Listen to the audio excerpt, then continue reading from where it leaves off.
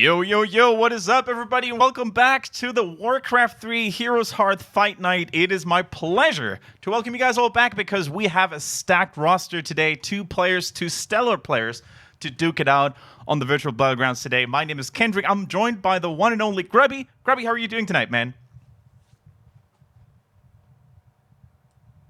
Are you still muted? Very good. Oh, okay. Doing very good, man. Thanks for casting this with me again. I'm really looking forward to this. It's, as always, it has been 2 weeks since the last fight night, and we've got a really cool match here with EnTe and Neytpoh, also pronounced as Neutron, but it's spelled as Neytpoh. So I was missing the interview. Your interview with Neytpoh apparently couldn't happen. I was looking for it on the YouTube channel. It's a pity. Oh, no. Now you exposed me. I was on vacation. I was lazy laying on the beach. Yeah, I saw some of your vacation pictures. Yeah. Very deserved. You've been hardcore esports casting the last few years, so I'm happy for you, and it's great weather. So that's why we had no interview. Okay, yeah. They will be back for next time, though. Definitely promise here. Clip it on Twitch if you want to, expose me in 2 weeks' time or so, and you want to get me fired, then you can definitely do that. But man, what a match we had 2 weeks ago, didn't we, Grubby? It was a full distance match between Effect and EnTe. It was close. It was a nail biter until the last second. But EnTe, the Undead player from Germany, he reigned supreme. And for the first time, we have an Undead champion here for the fight night on Heroes Hearth. And, Undead is pretty hot right now. Some people say you just need Death Knight, got better units, and no skill, no micro GG.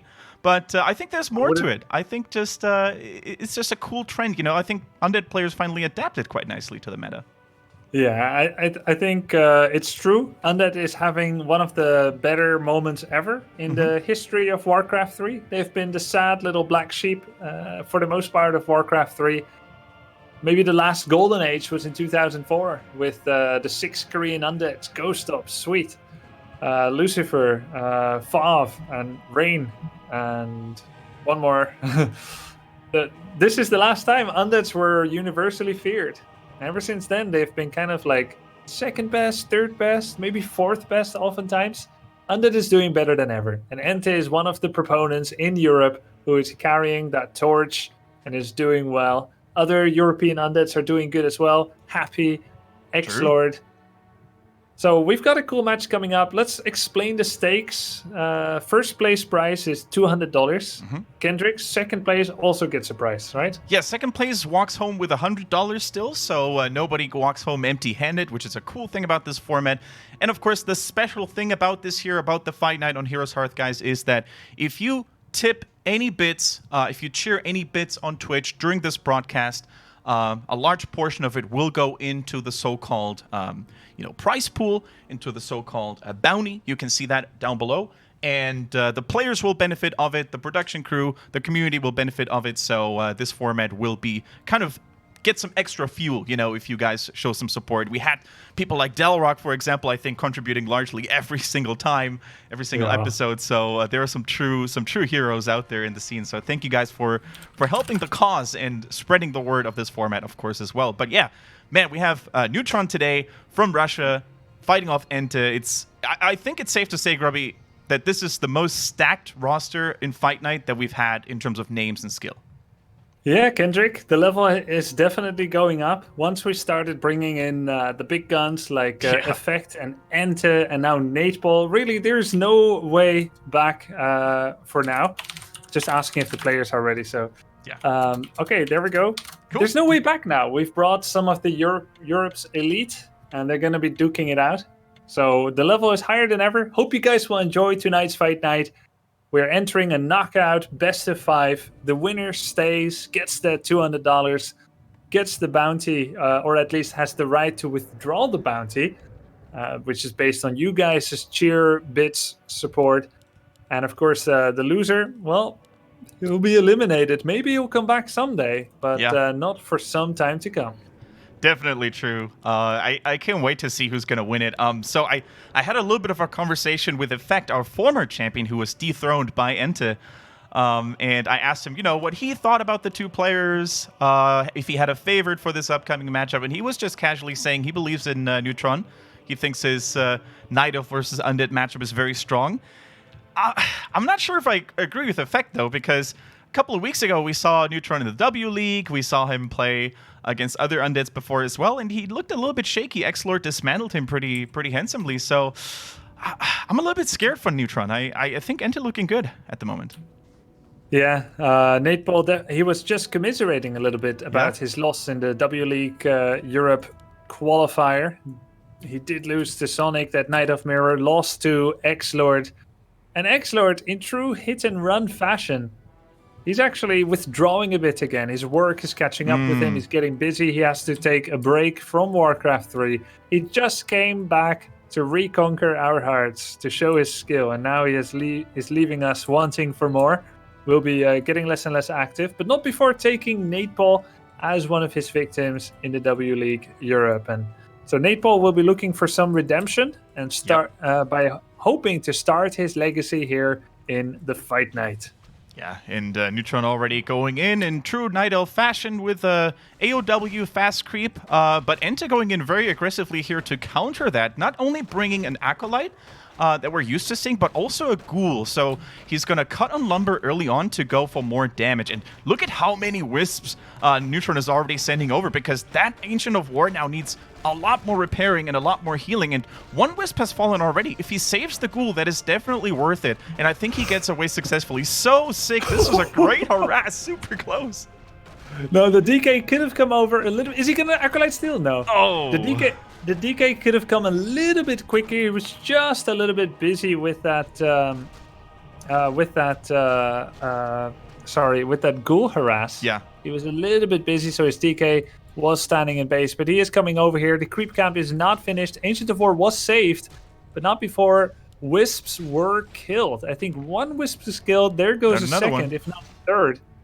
Yeah, that is sick. And the DK already with a pretty significant experience here gets a trend as the icing on the cake here. And I think, he gets another one actually. Hits it with a skeleton, drops the death coil as well, and that's almost, half a level there for the DK. The Keeper was also denied level 2 there. Needs to be careful not to sacrifice any more skeletons in the process, otherwise there will be, of course, the Entangle coming through. Entangle very strong. He found Wands of Mana Stealing, so can sap the DK a little bit more. But the DK, man, that is the new way of playing Undead. Not only against Human that we saw 2 weeks ago, but also against Night Elves. This constant aggression, happy style, you could call it. So annoying for many races to deal with. And I think more and more Undeads are just developing this style almost to perfection. Super cool to see that. Yeah, exactly. We had the previous most popular style by 120, the Chinese Undead player, the best Chinese Undead player. He had been doing a lot of DK Rod of Necromancy skeleton creeping. But in the new one, we see a full a full resurgence back to DK level 1.0 harass. Trying to get as many kills as you can to prevent the targets that people generally tend to have against Undead. For Night Elf, that's usually fast expanding. Think of a world where Keeper of the Grove does not fast expand against Undead. Where are you headed? Bears? Both Bears and Destroyers. Both Bears and Keeper are very counterable by Undead Destroyers. Yeah. And 1 versus 1 base, Undead has more of an attack timing to do against Night Elf than the other way around. So... beautiful surround! There goes the surround, and I love what Neutron is doing there as an emergency exit. He doesn't wait until the Keeper drops to low HP. He pulls off the trigger immediately and TP's home, but a beautiful surround coming in from EnTe. Very nicely done there. Uses a couple of ghouls, and the Unholy Aura, of course, enhancing the movement speed. Super nicely done, and I gotta say, this is, both players are very well known for these crazy surround maneuvers. They face each other... I don't know how long it was ago, but they faced each other at the Endgame Masters, which was the weekend tournament that we had with Calder casting. 3 weeks ago? Yeah, I think 2 weeks ago or so. And they had, I'm not sure if you watched the whole series, Grubby, but remember that 40 minutes game with freaking level 9 heroes, level 9 DK, and Chimeras, Abominations. It was a true bliss. So these guys, they kind of are predetermined or predestined to give us an epic game. And, they're both basically showing up strong here.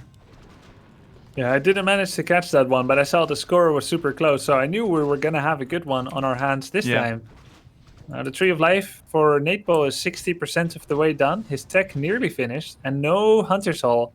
This means that he is banking on the expansion into Mass Air. Usually you'll see about 6 archers into Double Ancient of Wind, Alchemist or Demon Hunter second, and then you're going to see a bunch of Hippo Riders, and then finally Mass Fairy Dragons. Right. And EnTe is actually playing Mass Gargs. Now, I say Mass, but we're going to have to see what he has money for. Yep. He's got 3 ghouls at home, and he's got another 4 ghouls returning. That's 7 ghouls, way more than you need for lumber. So he is going to use ghouls again for the fight sometime. He's got 2 Gargs coming, but he only has space for 3 more, because he's also making a Lich. So it's a small number of Gargs, and the reason is simple. Gargoyles cannot be entangled, and Keeper's Entangle is one of his main threats. Yep. So you just come in with a few units, flyers that can't get entangled. They're really bad against archers, but they're still more than nothing. Yeah, and you mentioned it, Grubby. Gargoyles are just such a versatile unit. You can use them to harass, you can use them to scout. They also counter some of the Night Elven air units, should Neutron decide to go for that route. It's been a very common style, you know, go double Ancient of Wind and then pump out fairies and hippo riders, or just normal hippos if you want to counter the gargoyles. So very cool to see that style. And speaking of different styles than what we're used to seeing here, we see a Demon Hunter coming in second. Normally when we see Neutron, he almost always went the classic old school Keeper Alchemist style. So he's mixing it up a little bit here, zaps the mana away from the undead heroes. That is the true power of the Demon Hunter. Now, needs to be careful not to get surrounded, but as we speak, he surrounds it, drops the Nova before the mana burn comes through. Now, the Lich, though, needs to be careful, gets healed in time by the DK, nice coil, and down goes the second hero. He just, reached the day of light, the light of day, only to fall after a couple of minutes, so a little bit of a loss here for Neutron. His expansion, though, has been completed, and this expansion has been much later than what we're used to seeing. By the way, small announcement for you guys. Neutron has been a naughty boy and chose yellow as the color. We can't really change anything about it right now, so because of the overlay, it's a little bit hard on your eyes, but for the following games, we're going to make sure that he picks red or a darker color than yellow. I'll make sure to back you up in that. Wasn't aware that it was going to mess the overlay up Me that neither, much. me neither. So we'll pay attention to that. Really solid timing here by EnTe, and very clever to pick up a mana potion as well on the DK, so that he could coil that Lich that was part of that very nifty surround on the Demon Hunter. And now with the cancel on the Entangled Gold Mine, that is forestalling Neytpoh from... it's a double one of mana steal here, so the coil on the Lich will never happen. Yeah. Speaking of the Lich, he is down now. The focus fire from the archers was good enough.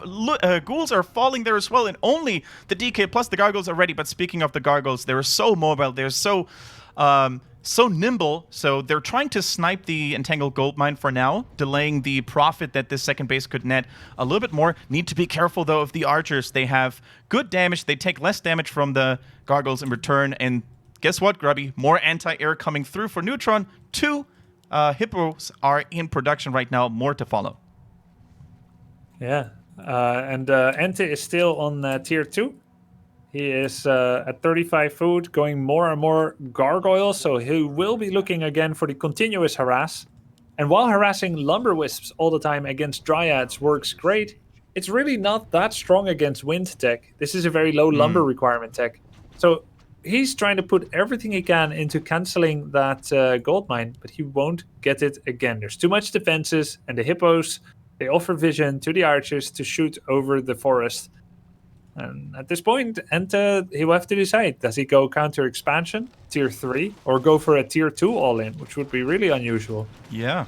And there's, of course, as you said, no real counter in sight for the Undead player right now. The Gargoyles, he snipes that Gnoll, actually. Very nicely done.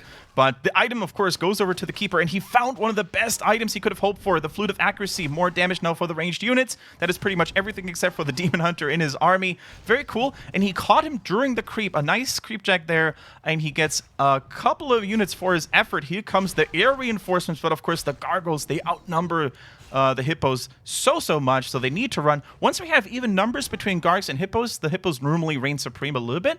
Of course, if the Novas aren't too great from the Lich.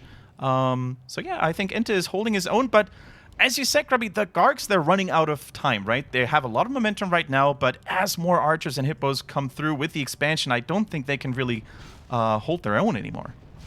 Yeah, EnTe's doing it so well, though. Like, as long as you kill a unit every now and then, you've got the numbers to keep up with someone with double mining. And EnTe is just doing it beautifully. He killed a number of archers, he killed a hippogriff there with the mana potion on the demon hunter, and he gets the kill. So good that he keeps buying that mana potion. Big ouchies for Neutron here. And Neutron only had a healing scroll. I don't think he had anything else to protect that Demon Hunter, and that's something that we've been seeing Neutron suffer against Undead time and time again. He loses heroes a lot, and you know, he heals the Gargoyle there. Nicely done by EnTe. Good reflexes. Needs to take care of the Lich now himself. No items on that Lich except for a circlet.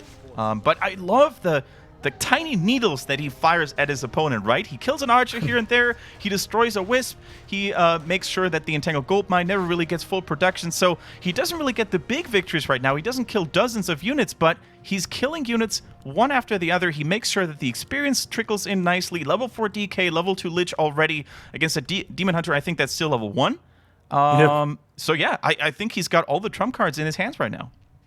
The Gargoyles, they have been following the Hippogriffs. The Hippogriffs finally made them cost enough time that the Gargoyles decided, okay, it's time to rejoin our army. Gargoyles are slightly more cost efficient than Hippos in a fight, but it's usually Roar, Protection Scroll, Mana Burn that can help to have the Hippogriffs do better. Heal Scroll, usually Elf has more gold in order to support them, maybe better upgrades or whatever. But at this time, there are still more Gargs. So this is a fight that Neutron can't take yet. Yeah. And these heroes, they can't really affect Gargs the same way that maybe the old school Panda might have been able to do. He's got a very anti-ground centric army. And here we go with the air battles. The Hippogriffs and the Gargoyles are going ham. I see Gargoyles killing way more Hippogriffs. This could be the crowning glory of EnTe's efforts. 2 new Hippogriffs pop out, though, and they're actually doing pretty good. There's 3 left, maybe about 6-7 Gargs. Meantime, DK and Demon Hunter are having a bit of a fight. Lich with the auto-attack evasion. Demon Hunter past the shot, but right before he gets the kill with the Lich, EnTe, great job there on the stutter step, and he gets the Demon Hunter. And that's another one down, you know? That's like the 3rd or 4th Demon Hunter kill that we've seen so far. But what can the Undead heroes do anymore? They're both out of juice, no more mana. The Demon Hunter, in his dying breath, made sure that this was taken care of. The Keeper just grabbing one of those healing potions at the Ancient of Wonders shop just in time. Both Undead heroes are very low, but what can really happen to them? Big Nova, though. But the Moonwells are juiced up and can heal for now. But those Gargoyles, they're relentless. We mentioned how Hippos are usually the better units in a straight-up fight, but with those Novas coming in, and later on, of course, with powered up and juiced up Undead heroes, this is not always the case. And EnTe, he walks away, walks home, tries to refill his mana and health alike, but there's no Slaughterhouse. Only now is the Slaughterhouse coming in, Grubby. No statues, so it's going to take a little bit longer for those heroes to get back in shape, but double Crypt. And now, here comes the Crypt Fiend transition. And this is pretty sick. He just had a big win with Gargoyles against Hippogriffs. He got the Nova, and he's going to send the Gargoyles in after the Hippogriffs repeatedly. By keeping up the pressure, he tells Neytpoh, I have been winning the air battles. I'm continuing to go to try and win the air battles. And he right off the back of killing a lot of Hippogriffs, he switches to Crypt Fiends.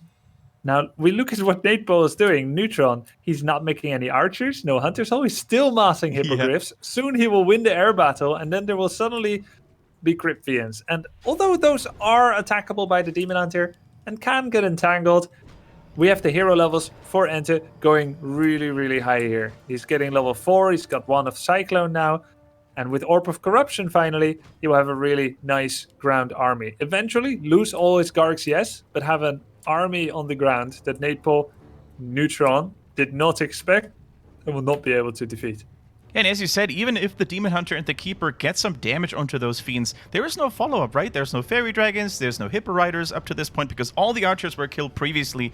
So the Fiends, if they reach a certain critical mass, let's say there are 6-7 Fiends, I think they're going to be pretty much unrivaled on the battlefield here. Look at the items on the DK, so strong. He's got the Wand of the Wind. He can put those Night Elf heroes up in the air like he's doing right now. He's got a Mana Pot as well, just in case he needs more coils right now. He's got Some skellies, of Oh, course. nice blocks. Nice body blocks. blocks there. The Keeper has nowhere left to go with that Orb of Corruption kicking in. Scroll of Protection, though, to help against that a little bit, to also help the Hippos in the air against the Gargoyles. And right now, this could be Neutron's big turnaround, but the Fiends, they web some of those Hippos up in the air, and they make sure that one after the other gets focused down. DK in trouble, though, has a TP, needs to be careful. Some damage also being dealt on the Demon Hunter and the Undead. EnTe retreats for now, but not without dealing some significant damage onto the Night Elf. But also, credits to Neutron. This fight was probably the first one in this game that didn't go terribly wrong in his, in his direction.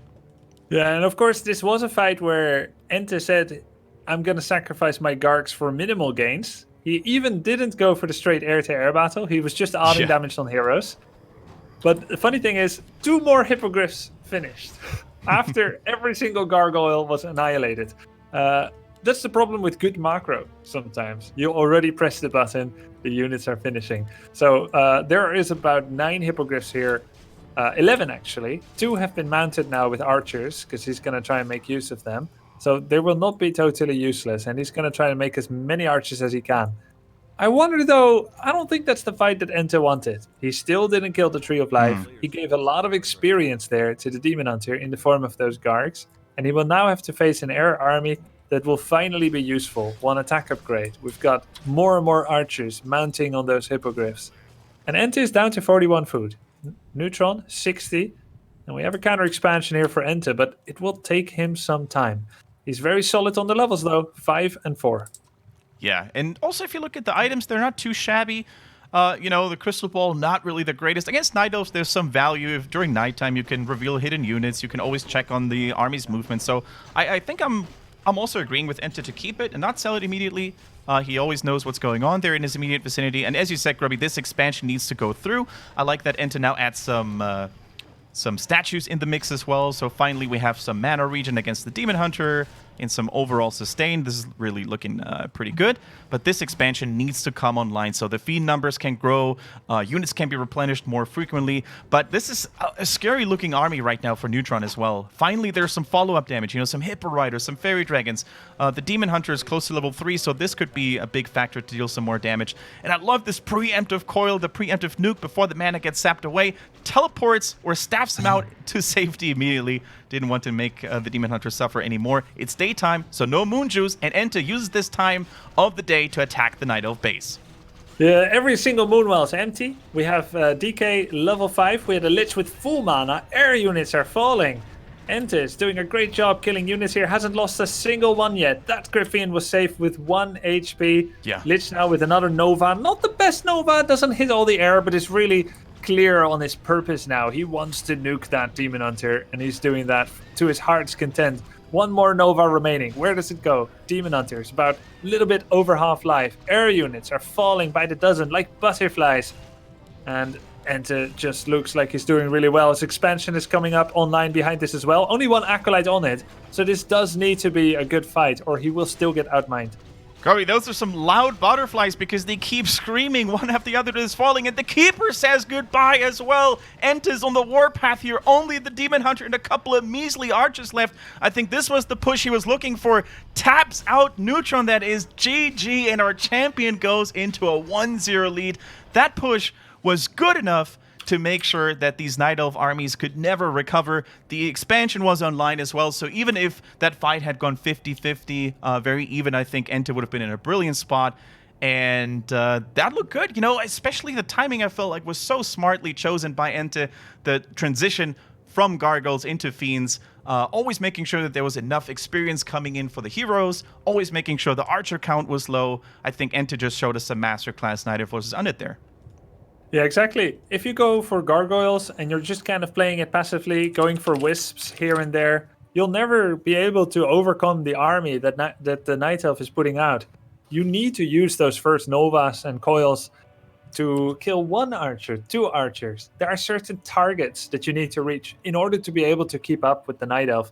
And EnTe did this very, very well. And it's very educational and entertaining to watch him do that in this way. The correct amount of Gargs, teched at the correct time. Just a lot of good decisions, and I couldn't have scripted it any better for him.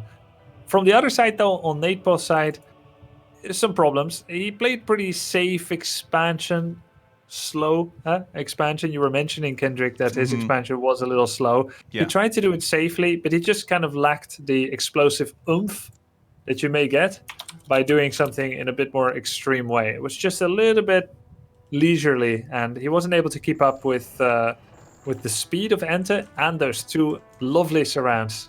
First on the Keeper, and then on the Demon Hunter. Yeah, that was some great play by EnTe there for sure. Who once again shows that he's a player to be reckoned with. 2 weeks ago, I was leaning a little bit in favor of Effect. This time, I actually think that EnTe is coming in as the slight favorite. And so far, he's not been disappointing. Now, we go to Twisted Meadows, guys, our second map of this series. It's a best of 5 for those of you who are watching and tuning in for the first time. We're going to make sure that Neutron is not a Neytpoh anymore and switches over to a different color that's not yellow. Red, there we go.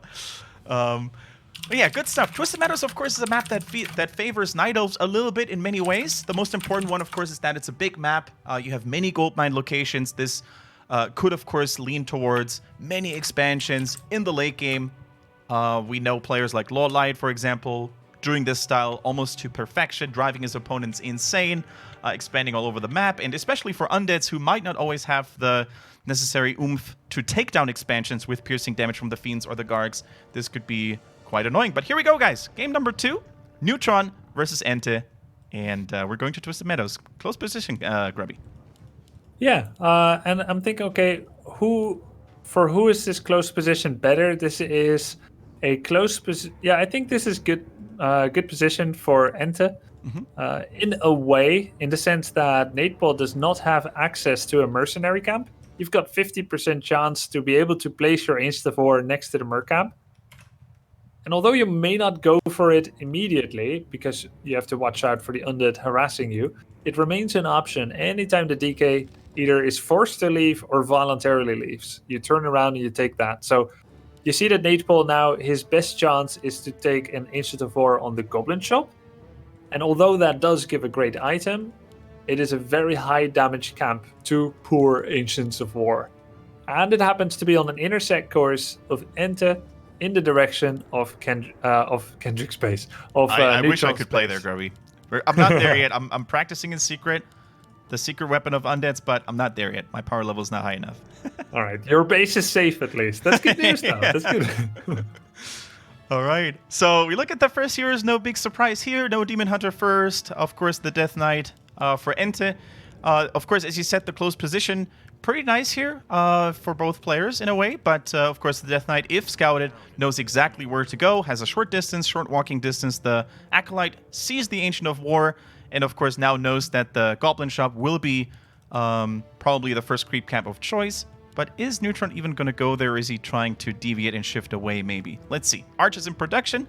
The Acolyte also tries to do something sneaky here to lure and bait the creeps over so that they attack the building before the first archers even here. So now that is some additional damage coming through on the Ancient of War, but the creeps already go back to slumber, go back to peace. Ancient of War, though, gave the Ogre one hit. So take a little bit more damage on that Ancient of War. It's nothing huge, but it does just offer 85, now 90 damage on the Ancient of War. The creeps come back from time to time, and it gives a very easy skeletal point for EnTe. The Acolyte on the intersect path means he doesn't need to kill any sheep. Wow, he's actually going to entangle the DK to try and stop the auto attacks of the DK. EnTe says, okay, fine, I'll just double coil then. Will he get it though? Oh, it just got it right before the Mono. Max range, and you mentioned it, Grubby. It's no treants now. That makes creeping much harder. Of course, it's a great weapon to keep skeletons and DKs away, maybe some ghouls if there was some additional early aggression, but it makes creeping significantly harder. And how is he going to take out that Goblin Shop camp right now? I don't think he has what it takes. One archer dying already, slowing this down. The skeletons dealing some additional damage onto the Night Elf structure, and the DK, of course, lurking around, tries to go for his green Null camp right now to get some additional experience for the Aura in. And the Tier 2 tech coming through already. There's 5 ghouls in his base. He could actually draw 1 or 2 if he wanted to. So, yeah, Neutron doesn't creep. He knows he's not strong enough yet, without treants, I should say. And he tries to do some counter-aggression here. Tries to go for some skeleton farming. But yeah, this is looking pretty good for EnTe already. No fast expansion immediately, no fast creep. This Keeper of the Grove will be pretty weak sauce for quite some time. Yeah, Entangle just doesn't cut it. Every Entangle can get countered by a coil, so EnTe is in a very comfortable position. But there's a lot of cool things going on here. Neytpoh, Neytpoh, that's how I've always been calling him until I learned it's actually Cyrillic lookalike letters that are pronounced as neutron. So excuse the habits, but it's a habit born of 15 years. Yes, neutron actually, he decided, okay, this isn't working. I'm gonna, almost a surround on the archer. Yeah.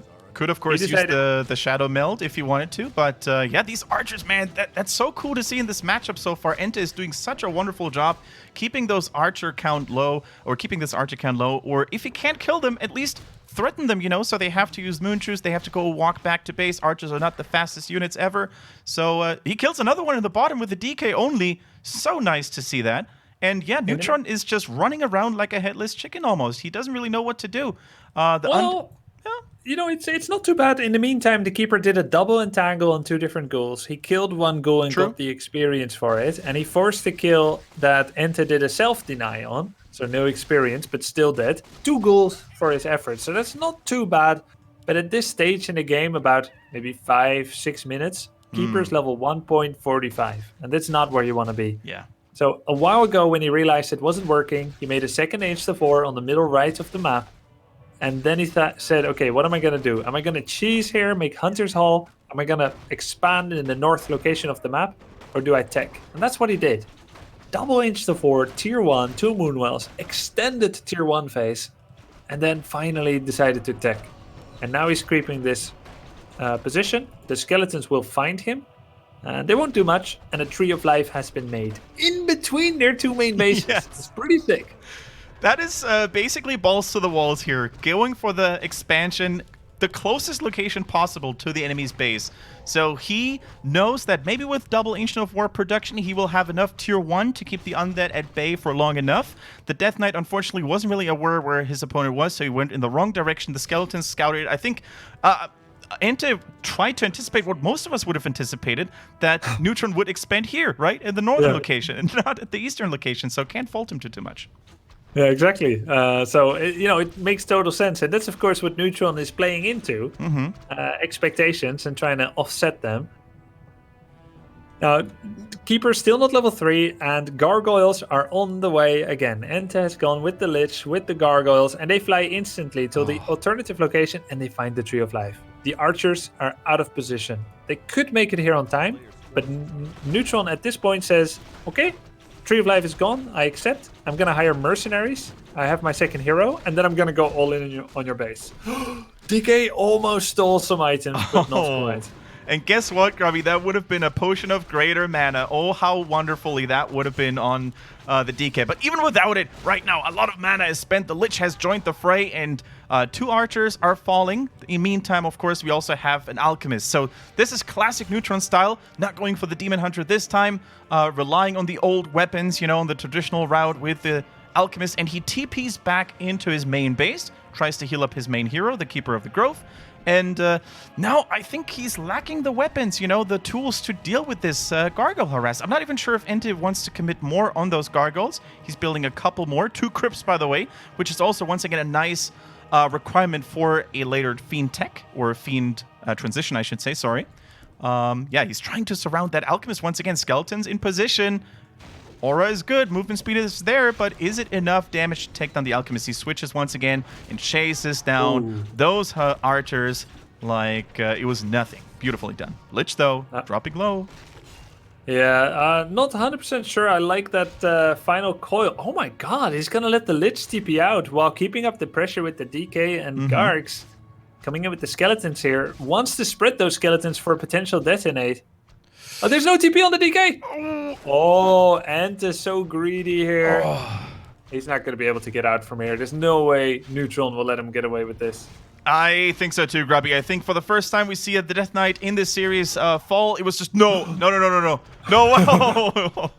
The entangle just in time. But yeah, it was greedy, as you said. You know, he thought he could get away with just the Lich TPing and let the skeletons and the gargoyles and the Death Knight chase those archers down, but not only was he caught, but also at a very unfortunate location right next to the tree. The tree, in this case, the natural allies of the Night Elves, making the surround much easier. So, oof.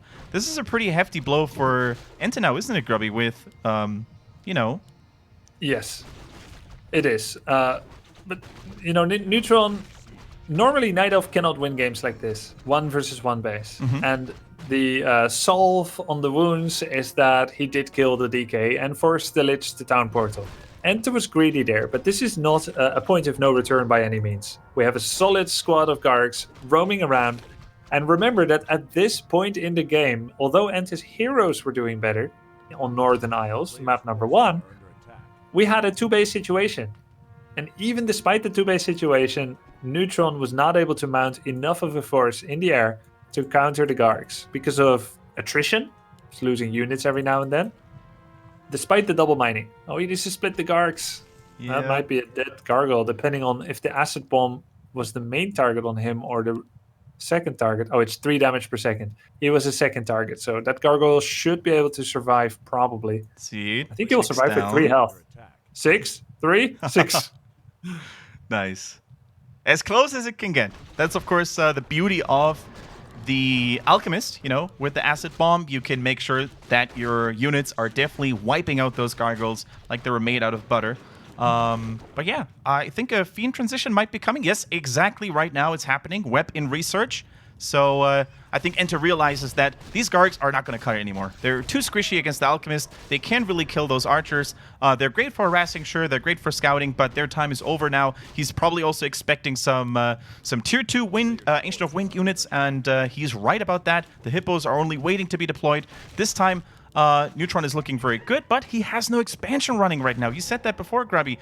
2-base economy last game didn't even suffice for him to win the game. Now he's been on even base for the majority of this game, so he can't afford to lose heroes or units right now. Everything he loses will be double as bad as in game number 1.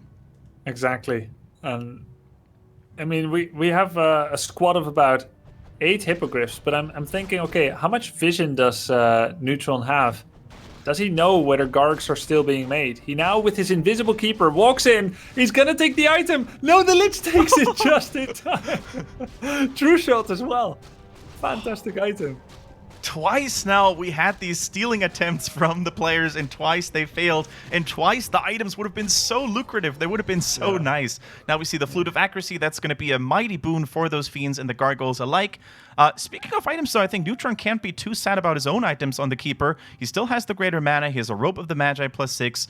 That Keeper is going to be casting Entangles for days. He's still invisible. Keep that in mind. So he is currently scouting out what EnTe is planning on doing. Of course, if he reveals himself here, that would be very unwise. So many units by EnTe nearby. So he's just chilling, providing some vision, and making sure that this expansion in the northern location this time goes through without being distracted or interrupted. Now the Tree of Life finally finished. This is attempt number 4 maybe. And Neutron is at 48 food. He has a Keeper level 3+. His Alchemist is almost 3. And he's got 4 archers and 8 hippos. And that's pretty much it. And he's now slowly going to have to even muster enough archers in order to fill that expansion. He is at 48 food and does not have enough food available to stay under upkeep and fill up that mine. So either way, Neutron will at most gain 40% more income, 140% compared to EnTe's 100%. So he's not going to outmine anytime soon, EnTe, though he is killing Acolytes. That's one way, of course. Yeah, kill some Acolytes.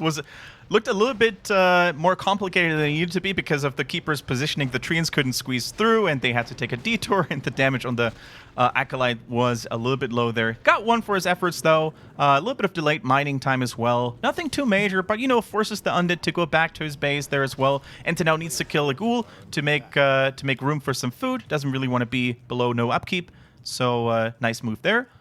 And also allows him to rebuild the Acolyte. Yeah, he wanted to make a 6th Acolyte. He's thinking of expanding now. I don't know how much he knows really about Neytpoh's expansion or economic situation, but it's atrocious.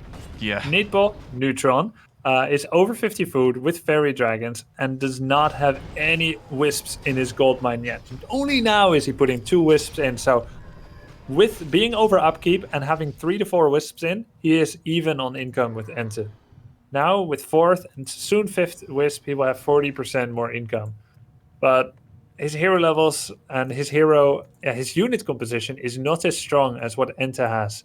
A lot will come down to micro though. This is a sizable squad of Cryptfiends, Gargoyles, and 1 destroyer, but hippos pack a lot of punch. And he hasn't put his archers on the hippogriffs. He realizes he must first win the air battle, and then if he transitions to hippo riders, well, that could be a pretty scary army for EnTe to deal with. And EnTe has just invested in an expansion, so he is not at maximum capacity for his army strength. Very true. Now we see the first destroyer in the mix there as well. By the way, Stone Form was just researched, so these gargoyles can counter the acid bomb a little bit, can also heal. So allows them to harass a little bit better there as well. So pretty cool detail here. The expansion, as you said, Grubby, is currently in construction for EnTe in the southern location. It looks like Neutron does not really have any intention to break through that, although it's scouted by a treant. Nothing is being made here, and look at what EnTe is doing. He's grabbing himself the more valuable, the more precious creep spots right now. Goes for Red Camp, while Neutron is just going for a laboratory. Let's see what the item is going to be. Amulet of Spell Shield, not bad. Block and entangle every 40 seconds. Or if the acid bomb is directly targeted on an undead hero, it can block that as well, which would be huge. Better to aim for the gargoyles, of course, especially if you're good and you check the enemy hero items. It's like, oh, he has the amulet. And if you want to entangle him, you can first acid bomb to proc it, since it's on the cooldown, and then you entangle, so that one goes through. That's another option. But yeah, great creeping by EnTe. He's getting those really valuable items. Let's see what he gets here. He would not be happy with an Orb of Darkness. He gets an Orb of Darkness. Grubby, Oops. the Prophet of Doom. Cursed. Now, Zeppelin. Zeppelin with Keeper and Alchemist. He's got a Staff of Teleportation, no Preservation, and he's got a Town Portal. So he goes in with the Zeppelin, but he can leave any way he likes. In the body bank, if his Zeppelin gets taken down or he forgets to TP, or with the Zeppelin or TP. And he's going to go straight for those ghouls in EnTe's base, and then maybe some Acolytes later. EnTe, is he going to take another camp? He has no Town Portal. So, this could hurt. This could hurt a lot. You know, the lumber production is now down to 0. All the ghouls were destroyed immediately. The Acolytes need to be evacuated also. And there's no defense, you know, there's no Spirit Towers here. There's only the Black Citadel. And thanks to that Zeppelin, thanks to the air-only army, this is a very nice location for him to retreat, shimmy back and forth, and drive the undead into insanity here. So I would love for EnTe to maybe go for a Spirit Tower or 2, you know, in the back location there. He has enough resources now with 2 base. Same, of course, goes for the expansion. Maybe drop a defensive tower there. And now we see something very old school, kind of cool to see the islands now. The strongest creep camps on the map to be taken. But Gargoyles also in the mix there. Air units, they can fly over. They're going for the Zeppelin, and now the heroes are kind of caught there if they don't TP. So he kills the Zeppelin. He loses 2 Gargoyles. And it means that EnTe will either need to hire another Zeppelin, or he will need to eventually Town Portal out. But he does get a very cool item here, and a very cool creep camp. Potion of Divinity turns a hero invulnerable for 25 seconds. That's like almost the whole game. Really, really strong. And he gets a lot of experience and gold from this. But back at home, he's 75 food worth of paperweight. I mean, fairy dragons, wisps, archers, hippo riders, not really the ultimate late game army. A few chimeras or mountain giants would do him really nicely. Yeah. And this is such a weird spot for Neutron to be right now. I think he's probably waiting for another Zeppelin here, maybe. Or he's just going to use his TP scroll later on. For now, he's just relying on his air units to fly over, take down a Ziggurat, and just get the damage done. But here goes EnTe with a flanking maneuver with a Zeppelin of his own. He's trying to surround the Night Elf units. Web after web is going through. Careful, though. Needs to be able to micro those Fiends quite well, and he does so. He forces Neutron to TP out of this. His own Zeppelin was saved. Very nice micro there. And the Night Elf is finally being taken down or taken away from his backside, his Achilles heel of his base. But yeah, Potion of Divinity, so cool. And I wonder how many more of these island camps we're going to see to be taken. Once again, economic damage, Grubby. Neutron stings like a bee. and slowly but surely, finds his way back into this level. Let's take a look at the heroes 4-4. No third heroes on either side. And EnTe doesn't need to hide, though, in that respect. Also, 4-4. And I need to point out there, during that fight, Treants were killing EnTe's acolytes. So he's dropped down to the 5 acolytes on his expansion. He's slowly repopulating, reconstituting his main gold mine. And that means he's at 57 food, EnTe. Whereas Neutron is nearly at 80, who is going tier 3, starting to get Hunter's Hall upgrades, and is once again retaking position behind the base of EnTe. And he brought a wisp this time, so he's going to put down a Tree of Life. Oops, one fairy goes down. And I have to point out, Neutron picked Twisted Meadows as his loser map, should he lose the first map. So despite his very difficult start, he is showing an increasing comfort at managing the late game scenario versus EnTe. And this could be one of those blind spots, that are so close and so obvious that you're not even going to look at them because you're never going to expect this to happen. But look at this expansion. It's a ninja expansion. If it goes through, it can be actually a game-deciding point. 3 base Night Elf can replenish those Fairy Dragons, those Hippos, cheap units, like lightning speed. So he can actually go for very unfavorable traits as long as he cripples the Undead army over and over again. And that's what Neutron is trying to do right now. Now he found the base, so he attacked it with a Gargoyle and a Destroyer. He's going to be able to take down that Tree of Life. But in the meantime, it's a multi-pronged attack. Neutron went for the gold mine. He killed 2 acolytes instantly, and the gold mine also. And despite the unholy aura, it's EnTe who feels he has the mobility disadvantage. Yeah. And I fully agree with you, Grubby. What is... Oh, Orb of Darkness! Orb of Darkness is turning out to be so useful! The disaster! It's a disaster! EnTe! We were doubting him. Darkness. We were saying that he was so far behind. And the Orb of Darkness, we were making fun of it. We were saying this is not the item they was hoping to go for. It killed the Zeppelin. Neutron was probably not expecting that much damage from 2 measly undead heroes to go through. 2 heroes crashing into the trees. And although Night Elves love their trees so much, in this case, not so much. They like their trees from afar, but not impaled from above. Ouch. Now, he did still kill that gold mine. And it is not remaking, and he foiled the 3rd base attempt. And at this point, EnTe is like, I don't know, should I keep taking this and playing to your tune? I already stopped your expansion 6 times. You've got 1 running probably. And I just killed both of your heroes, and I'm level 5-5 now. It's proving hard to get this expansion up. Hey, how about just going to your base and cutting the head off the snake in order to stop everything? No more Hydra splitting. Let's see if that works. He's made a 66 foot army and he goes for the altar, but he doesn't have a lot of siege damage. And all of his Cryptians are at home.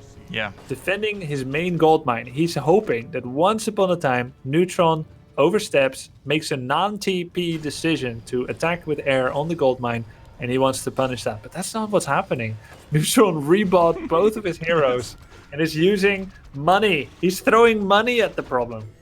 Yeah, that was one expensive cruise, Grubby. Those guys really had to make sure that the money needed to be spent. Otherwise those heroes wouldn't have come back because EnTe made that smart decision. He was like, as you said, he was trying to go for the backbone, the spine of the Night Elf army. Interrupt you 1 second. Yeah, the air is coming close to the Cryptians. It could happen. There is a TP.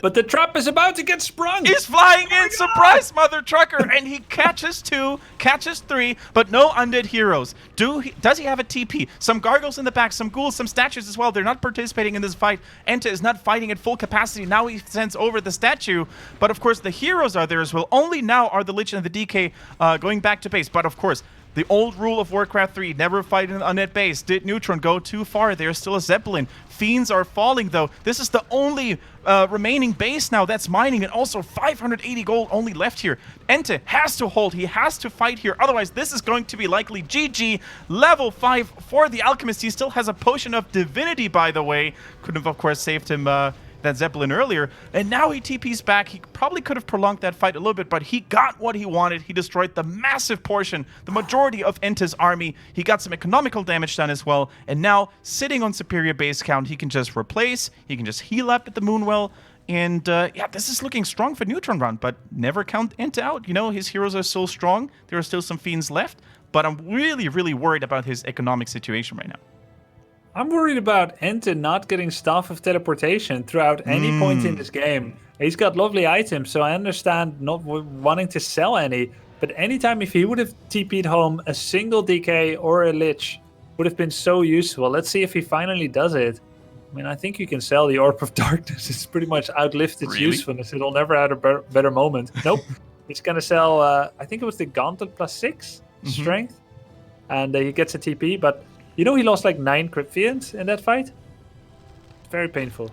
Very painful. I'm not even sure if he should have kept the Amulet of the Spell Shield with so much, you know, kiting and dodging going on here. The DK, so much trouble, has a greater healing and has a TP. Now, the Focus Fire shifts over onto the Lich, who's using his Invul right now. Can he get the Keeper? Yes, he can. Undead, can he make it out to safety? The TP is still available. He drops the coil as well. The heroes of the Undead player, EnTe, they make it to safety and they snipe in true covered ops mission the main important hero of Neutron. That's a pretty hefty blow. I'm not sure if he rebuilt the altar even. No, he did not. No, he has to rebuy the Keeper again. It's level 5, so it costs about 750 gold. Just go into the Night Elf base and kill his Keeper under his nose. Oh, nice round. Great job there by Neutron. But that was pretty sick. I mean, he went into a 60-food army and he killed a level 5 hero that was very near Moonwells. Like, that shouldn't happen, but he did. So great job for EnTe. Keeper didn't have a lot of protection items. And now EnTe, with his creepy crawlies, he's marching on to the Night Elf base. And this Tree of Eternity is getting caught out, away from all his friends. Where are your tree buddies now that you're trying to eat for health? He can't. He's trying to make it to the trees, but this is the saddest story I've ever seen, Kendric. Yeah, the fade of an old bark tree. Even with the upgrade, the movement speed won't be sufficient, and down goes the oldest of trees. And yeah, this is pretty good stuff. By the way, another expansion on the bottom left for Neutron. I don't think this has been scouted by EnTe yet because he was so focused, he was so concentrated on getting his own expansion back up, which is exposed, of course. That is the big weakness of Undeads, right? They don't have this innate TP potential. They have to wait for the gold mine to be produced, and it was scouted out already by Neutron, who's marching there with that Wisp. Earlier, he found out about this expansion location, and I think EnTe knows at this point he needs to cancel it, and he knows that he probably won't be able to get any economy back up with superior scouting possibilities by Neutron. So he's just trying to kill building after building, and if he gets those production facilities, Grubby, I think army-wise they're both even, maybe even some advantages over for EnTe, who has built up those fiends quite nicely again. So this is pretty much going to come down to a base race, sort of, and one final clash, which I don't think Neutron wants to take right now. Yeah, you never want to take it, because you've got 2 bases mining, and you're against someone who's not mining, so all you want to do is kill buildings. You just open the manual, and you look at header 13 on page 26, win conditions. Destroy buildings. Okay, let's do it. All right, the heroes of EnTe, they go through. A lot of damage was being dealt onto the Lich, though, but enough coils ready. He even has a mana potion on the DK. No protection on the Lich, though, so this is very dangerous. He could get into a sticky situation there with a Tangle, you know, with Focus Fire. There's no Invul, there's no healing available, but a big Nova hitting the entire Air Force, the Royal Air Force of the Night Elves. And this is so much damage, and look at the base of Neutron. There's not much healing left, Grubby. So many Moonwells were sniped by those fiends. The Spooters are still in the base. They can burrow if the army goes back, so this is a super cool move by EnTe. And there are no wisps at the laboratory, and there's no Dust of Appearance. And he didn't buy a Dust of Appearance, and will he buy it now? And he won't. So all of these Crypt Fiends can burrow to safety anytime he chooses to do so. He needs to use a Devourer on the DK. Oh, Keeper! 1% life, and now Potion of Divinity. That's a 25-second invulnerability, and a big fight is breaking out.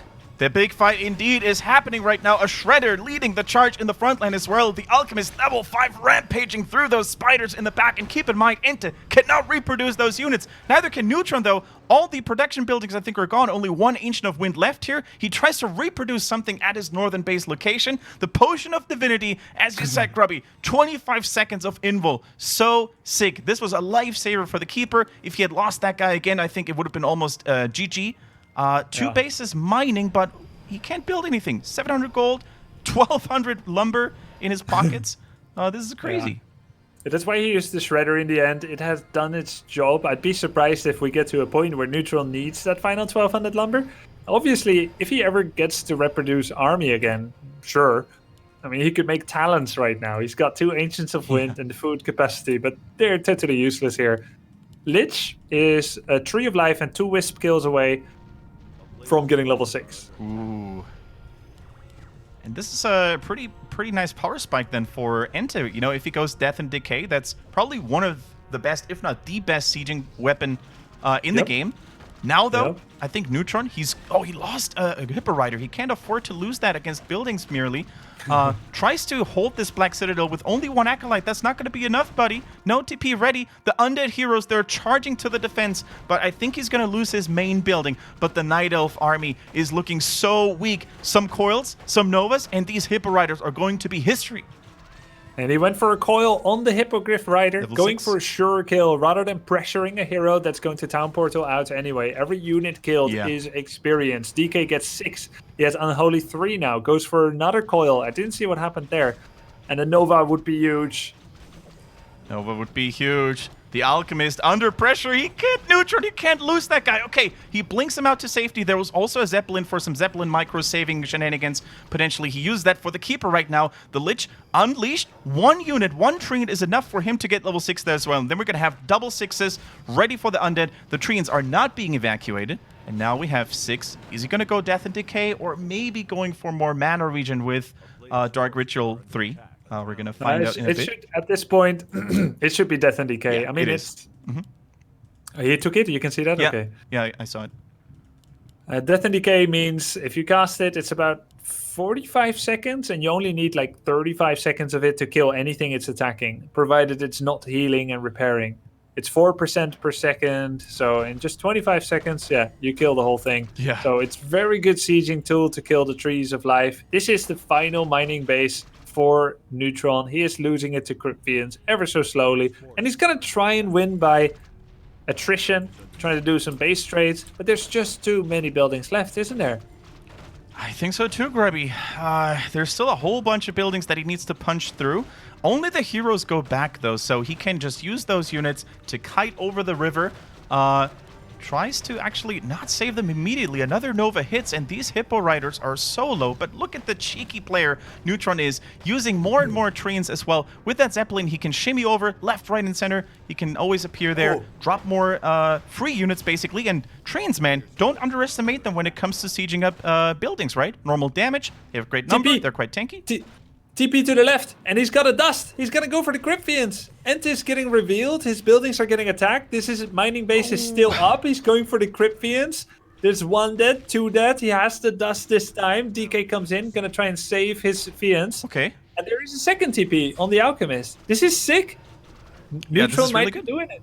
I think the TP on the Keeper will save the heroes. Doesn't even need to. Oh, he TP'd him to the wrong tree. Oh no, he's gonna use it because he's gonna lose it because of that. Oh no, he probably thought it was a different Tree of Life, but it was the only one left alive. The other one is still in production. Level 5. These units, the Undead base is safe for now, but he's already sending those air units back there. He needs to win now by killing those buildings immediately. Now, there is another Tree of Life building at the top, and he's got enough money to build yet another one, or Wisps anywhere. Bottom and right there's a Zeppelin. There's a Zeppelin for Neutron, and he has a Tree of Life on the island. Yeah. Now, EnTe never has a way to gain money anymore. He will never expand. He has no acolytes. He can sell items, but he cannot make an acolyte to make a necropolis to make more acolytes. So he is locked to the buildings he has. What he can do, though, is buy a Zeppelin. He can sell an item, get a Zeppelin, and go to the island and Death and Decay it. Yeah. But it's difficult because this Air Force from Neutron will guard any approaching Zeppelin as soon as Neutron realizes that this is his final fallback point. And he's re-expanding on the left. There might just be too many places for EnTe to try and shut down. This is so hard. Even without heroes, Neutron currently has the upper hand, and it looks like EnTe is trying to follow Grubby's piece of advice here. No, he doesn't buy a Zeppelin here. I think he could sell either the orb or the amulet for some additional gold. Yeah, I think at this point you sell the amulet and maybe even the pendant, but probably not. The point is, he can only sell them at the Goblin shop. So that's a trip to the middle of the map. He doesn't have a Tomb of Relics anymore. It's risky. There's an invisible keeper that nearly has tranquility or entangle level 3. Remains to be seen. True. How much gold does Neutron have right now? 33. There's not enough gold left to buy his second hero, right? Yeah, that's Gonna have to true. wait a No little bit. alchemist for now, but he's mining 5 wisps on the island, 2 wisps soon on his mainland, and he's got a 3rd tree of life coming. Every unit he kills is dead forever. Ooh. That coil, That's I'm not sure if that was the right decision. It doesn't Yeah, I don't like that one. Yeah, so the Fiend dies because of it. That is level 6 as well for the Keeper. The coil basically dealt hardly any damage onto the Keeper. He should have checked for TPs there as well. And he didn't coil the second Crypt Fiend either. That's Yeah. literally the only 2 Crypt Fiends he has. And he was just busy coiling Keeper. Nice and Nova. that damage does not stick. The Keeper will be able to heal up, no problem. With the Tranquility on the island. I think at this point it's almost impossible for EnTe to hold this. True, he has 2 strong heroes, but without any webbing, without any damage left on the enemy units, or that he can deal onto the enemy units, I think that this is just a question of time until, Neutron gets the bases back rolling, until his gold comes in. He's got 1 mining base up in the north, 1 mining base in the south. A 3rd one is coming. Oh, actually, he has 3 bases, 1 in the bottom left too. So yeah, this is looking mighty desperate. If he gets enough production buildings back, if he gets enough money to buy the Alchemist, I think this is almost impossible to hold. EnTe at this point cannot leave his base without getting backdoored 24/7. Yeah, that's true. And, for the purpose of suspense, let's theory craft on how EnTe might still be able to do it. We know that there's a tree on the island, but let's say he first shuts down everything else. No, you know what? No theory craft can save this. Yeah. There's no way. I mean, he can go sell something, he can get a Zeppelin, but he can only be at one place at the same time. Death and Decay can kill a tree, but then it takes him however many minutes for that cooldown to come back. He doesn't have the damage to kill any trees without Death and Decay, so he needs to do that 3 times starting now. That's going to take him at least 7 minutes. 7 minutes, during which time Neutron can just hide another Wisp, take another base, or 2, or 3. Yeah. And is drawing dead. Yeah, he can't even deal with those treants anymore. The treants even... he can basically just let his Keeper sit on this island, use a Zeppelin, just drop more treants, and just wait until these free units, until these safe units just destroy everything. We would like to keep this, of course, more pumped, more entertaining, more excited, but I think at this point, Neutron has all the options, all the time in the world, and EnTe is just really trying to hold on by the skin of his teeth. It turns out to be the most genius place to expand, right behind the Undead base. Yeah. He's separated by an uncrossable wall and summoning treants over the wall. This is so sick. Just such a little cliff, but the DK and Lich don't dare to jump off it. Yeah, if only we had known this earlier in World of Warcraft, right? Just hide behind the water, so Arthas and the Scourge, they can't reach you, lol. Just hide behind water, Undeads can swim, but yeah. He burned all the boats, so no mercs shall be coming with him. All right, nice healing there by Neutron. I don't think the Alchemist is even back in the game. I don't even think he needs it. He has an altar at the top. It's 80% of the way back. He made an altar in the middle of nowhere. All right. There we go. See it now. Okay. Neutral just upgraded animal attack. So his 3 fairies, his 4 fairy dragons just gained 1 DPS. So good. Just because he can. All right. So EnTe is holding on to his dear life here. We have some units back. We have Neutron sieging it up, waiting for the Alchemist to be back there as well. The altar, and he's coming in right now. Level 5 Alki. Even if he turns level 6, this is probably going to be the least useful Alchemist ever, because there's no undead units left. So there's nothing to steal. That sucks. You can't cast it on yourself, but you can do it on creeps. True. By the way, fun fact, Neutron has 1 lumber, the same amount he had 30 seconds ago. He's got 0 wisps on lumber, but he bought a shredder, so he'll be fine soon. Yeah. Now we see a little bit of a face-off here between DK and Keeper. The Keeper says, you know what, sucker, I got this TP mobility. You can't follow me that quickly. I'm not even sure where he TP to, but it doesn't matter. All he wanted to do was create space, buy time for the units. Not even sure why he's chasing down the statue. He could just focus on more buildings. Needs to be careful, of course. Never underestimate the Lich. Nova after Nova. Auto attack after auto attack. Sloppiness is probably Neutron's own worst enemy now. Unless the Lich can split in 5, it doesn't matter if it's level 10. He could be level 20 Lich for all he cares. He could do 1500 damage per hit, and it still wouldn't matter. JJ, EnTe taps out a little bit late, but it was a difficult thing to come to grips with. Yeah. Because at many points it looked like EnTe had this game on lockdown. Neutron made many mistakes, and EnTe found many holes to exploit. And at some point, man, that booby trap with the Crypt Fiends around his gold mine, that was not really a booby trap. It was a reverse trap. He was killing completely unimportant things like Ancient of War, Altar in Neytpoh base, while losing 9 Crypt Fiends, killing like 4 air units. That was not worth it. He should have just remained burrowed. But it's so easy to say in hindsight. This was a masterful play by Neutron. And we can see why he took Twisted Meadows, because he always finds some macro loophole to exploit somewhere. Islands, expand left, expand right. He did it very well.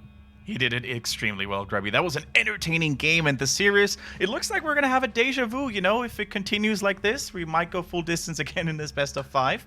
The players are really spoiling us at the moment with great games to watch. I hope you guys enjoy that as well. Feel free to spread the word about the HeroesHearth Warcraft 3 Fight Night.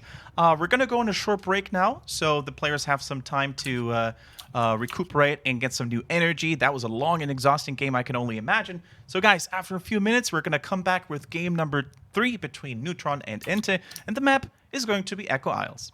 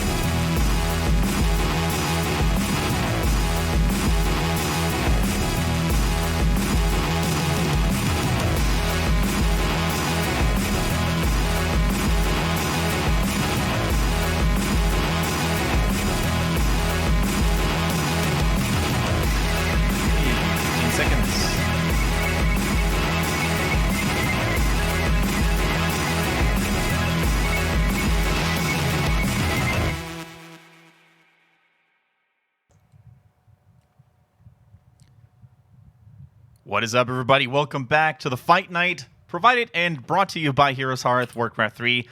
Grubby is ready for more games. I'm ready for more games, and I'm pretty sure you guys feel the same way. Echo Isles, we've got in the lobby. The two players that we have the honor of watching right now is Neutron on the Night Elf side and EnTe, our reigning champ, defending his title on the Undead side.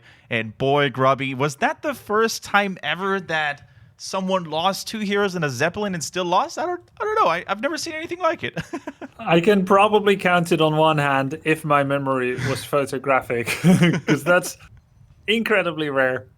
Double level 4 hero loss in a Zeppelin and still coming back. Fantastic. That's rare indeed. But now, all right. Game score is 1-1. Next map is Echo Isles, which is EnTe's map of choice if he were to lose, and he did. So Sure. Here we go. Game number 3, and we go from one of the largest maps in the map pool to probably the smallest one that we have. So no more multi-base shenanigans for Neutron. This game, or this map, is much more predictable, I would say. It's much more structured. You can only do so many things. And let's see what EnTe decide. Like, can you maybe find a reason or two, Grubby, why an Undead would choose Echo Isles against Night Elf? Well, I can think of a few reasons. One is predictable creeping patterns, so you can always find where the Night Elf is and kill some archers, if that's your goal. Secondly, only one expansion each, and unless your opponent gets particularly frisky and takes your expansion also, in addition to their own, you'll only be ever up against two bases, which means if you can equalize, you've got an equal economy setup, which Undead always wants to have. Compare it to Twisted Meadows last game, where Neytpoh utilized 4 different gold mine locations. You can see why a map with just one gold mine expansion can feel attractive. Yeah. All right, the player's having a little bit of a banter in chat. I like it. Yeah, so cool to see both players really living up to the reputation, really living up to the expectations that we had, right, Grubby? We mentioned this before. This is probably one of the most stacked, if not the most stacked roster matchup that we had. Both players are very well known in the scene, European powerhouses, if you will, and I think both players are kind of like rising a little bit. I mean, EnTe and Neutron, they've always been around, but EnTe in particular, I think, has impressed a lot in multiple tournaments that he was part of. And especially maybe with the rise of Undeads, now doing a little bit better against several races, Human and Night Elf most in particular, I think this could be really his time to shine. And, you know, defending his championship title on the fight night, getting that extra money, always a nice welcome gift. Yeah. I'll be curious to see. And this isn't even his main job. He's got a main job. Warcraft 3 is just on the side, so it'll be a nice little bit of extra. Oh, sick Moonwell dodge with that Wisp there, dodging the coil. And he's not going to cancel it neither. It wasn't just aesthetics. He actually decides, yeah, I'm okay with the Moonwell there. And he's going to let it finish. But yeah, this would be nice extra pocket money for anyone. Definitely as true. Neytpoh tries to grind out the level 2. A DK out of position to coil steal the Null Brute. A little bit too slow there, EnTe this time around. Didn't get a single point of experience thus far. Now tries to hit the Keeper of the Grove a little bit. Needs to run away now. And yeah, it's just so cool, man, to see how players have become so good at the game. You know, dodging coils with Moonwells. We've even seen it previously by Neutron, where he body blocked someone with a Moonwell. I think it might have been X-Lord where he did it against. So these little moves where you actually use buildings to your advantage, you dodge stuff left and right and center.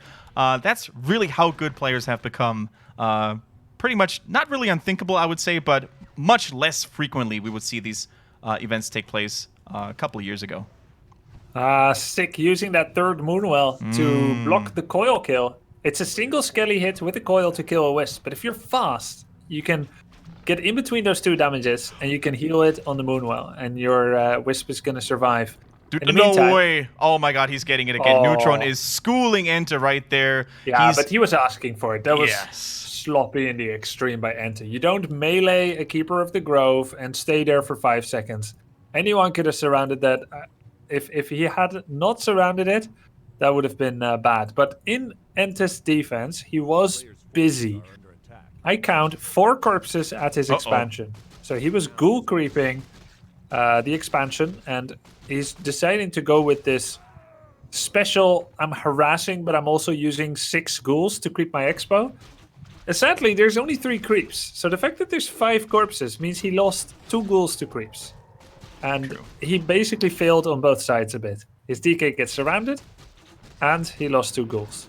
Now, it does mean that EnTe, despite these losses, this is still undiscovered by Neutron. Yep. He doesn't know about it. He is sending a tree end, and it's probably going to get there before its life comes to a very quiet ending. If a tree falls near the expansion, does it see the gold mine? Probably.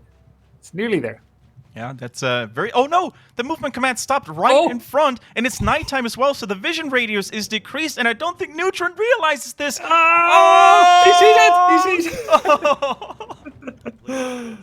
Okay. I think he saw the unholy ground, yeah, I think he knows what's going on, but look at the investment too, Grubby, right? So many buildings at the same time. Even in Necropolis, 2 ziggurats complete right now. That means EnTe is going to be stuck on tier 1 for quite some time because of a lack of gold.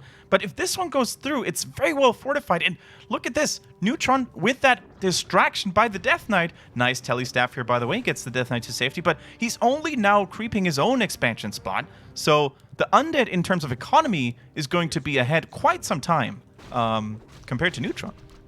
But as Happy, the best Undead player in the world, once said, why should I want a fast expansion against Night Elf? What am I going to make with that bonus money? Ghouls, Gargs, Cryptians, and then he would probably make a snorting derogatory sound to let you see what he thinks about that. And if we kind of apply that and we say, okay, there's 2 Acolytes, soon there'll be 3, 4, there's double Nerubian, but every Acolyte, they're going to die easily to entangles, first of all, so it's going to cost money to reconstitute it. Yep. And then EnTe is going to use hurt, slow ghouls to defend against this. I mean, that feels pretty rough, man. Yeah, and there's going to be Trains, there's going to be Entangle, there's going to be an Alchemist there as well. So if Neutron wanted, he could actually already apply some sick damage, especially on Echo Isles, where there's 2 entrance ways, right? He could go here, or he could go from the south, where there's not really immediate Nerubian Tower Fire, so this is pretty good, and this keeps EnTe busy. This cripples his gold income, which he so needs right now. He needs to tech towards level tier 2, but if he goes for that, he's not going to have any units. As you said, Grubby, there's going to be hurt ghouls. There's only a bunch of them harvesting the lumber. Nothing else. No Fiend, not a single one. No second hero, so if enough tier 1 units off Neutron trickle in, or maybe even tech units after the tier 2 is ready, which it is, it's going to be hard to defend despite those Nerubian towers. EnTe just starts his expansion, just starts his tech. And that's after 5 ziggurats at his expansion with double Nerubian. Yep. And he had some excess money when he finally teched. This feels imperfect so far by EnTe. His tech is so slow, and although he has locked down his expansion with a DK with no TP, which he cannot rebuy, and slow units, he cannot contest the map control of Neutron. Neutron is creeping his creeps, and there's not a thing he can do about it. He will have a DK level 2.9, and does his position on the map end there? I don't think that Undead has a quality of units that can defeat level 4 Night Elf heroes when you're level 2.9. Do you think Neutron is going to mass more archers, or is he also going to throw in some huntresses? He has 2 Ancients of Wars, total 3 actually, so he's probably going to stick with the mass right now. Yeah, it might just be mass. He is getting Strength of the Moon, so probably push to 50 food with Huntress and or Archers. Glaive Throwers, if he feels that EnTe is particularly weak right now. It looks like he's in the information gathering phase. By applying pressure and stealing creep camps, he is getting information about what EnTe would use to contest his position. And EnTe, he doesn't have anything, so I feel like EnTe has big plans, but it's difficult to see what they are. He upgraded every single ziggurat on his expansion to his Spirit Tower. That's crazy. Oh, nice. Holding on the creep there means that the coil was not a steal. But yeah, I feel like EnTe has a plan, and we'll see what it is once he reaches tier 2, which is kind of late. Is it going to be 4 Boneyard Frostworms? Is it going to be 3 to 4 Temples of the Damned Necromancers, or maybe 3 Slaughterhouse, Abomination, and Slaughter and Meatwagon? I don't know what it's going to be, but it better be good. And I mean, the same goes for both players, right? Neutron on the one hand is trying to scout out what EnTe's plans are and vice versa. And I think if EnTe realizes that it's just Ancient of Wars, just archers right now, you could even consider maybe 2 or 3 Crypt Schools, you know, with tier 3 Frenzy. If he was doing that, he'd be making attack upgrade now on ghouls. He'd be pumping ghouls. So it's 100% not ghouls. It's not Crypt Fiends either. It's got to be Slaughterhouse. It's straight tier 3. It's got to be... it could just be standard, like double Crypt Fiends plus Slaughterhouse, statues. I don't know. Yeah, Slaughterhouse coming up at the expansion right now of EnTe. So there's definitely... 2 Slaughters, actually. Okay, so maybe A-bombs, you know? Yeah, I think... Abomination, Meatwagon, and Frostworms. Just get all of those. Just get it all. Sounds like an undead dream come true, but the question is, of course, is he going to have enough time? Nice kill on the Murlocs, steals it away, coils it away, and gets level 3. So level 2 coil now on the way. But Neutron, is he really going to stick to that mass tier 1? Look at Neutron's economy too, Grubby. Very low on lumber. He's investing everything into upgrades right now. Ultravision coming through. Some attack upgrades were made already. 2-0 archers right now.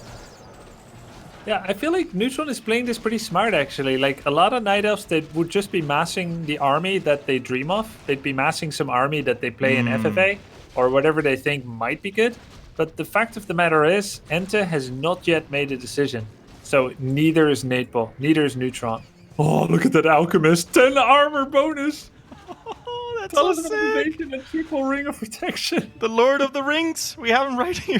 +3, +4, +3, 10 armor. And that is actually one of the biggest weaknesses, the innate weaknesses of the Alchemist, right? He comes with a measly 2 armor when he leaves, or even 1, I think, at level 1. Yeah. So super weak in that regard, but now he's going to be a tanky boy to bring the potions. Right. So let's take a look at EnTe here.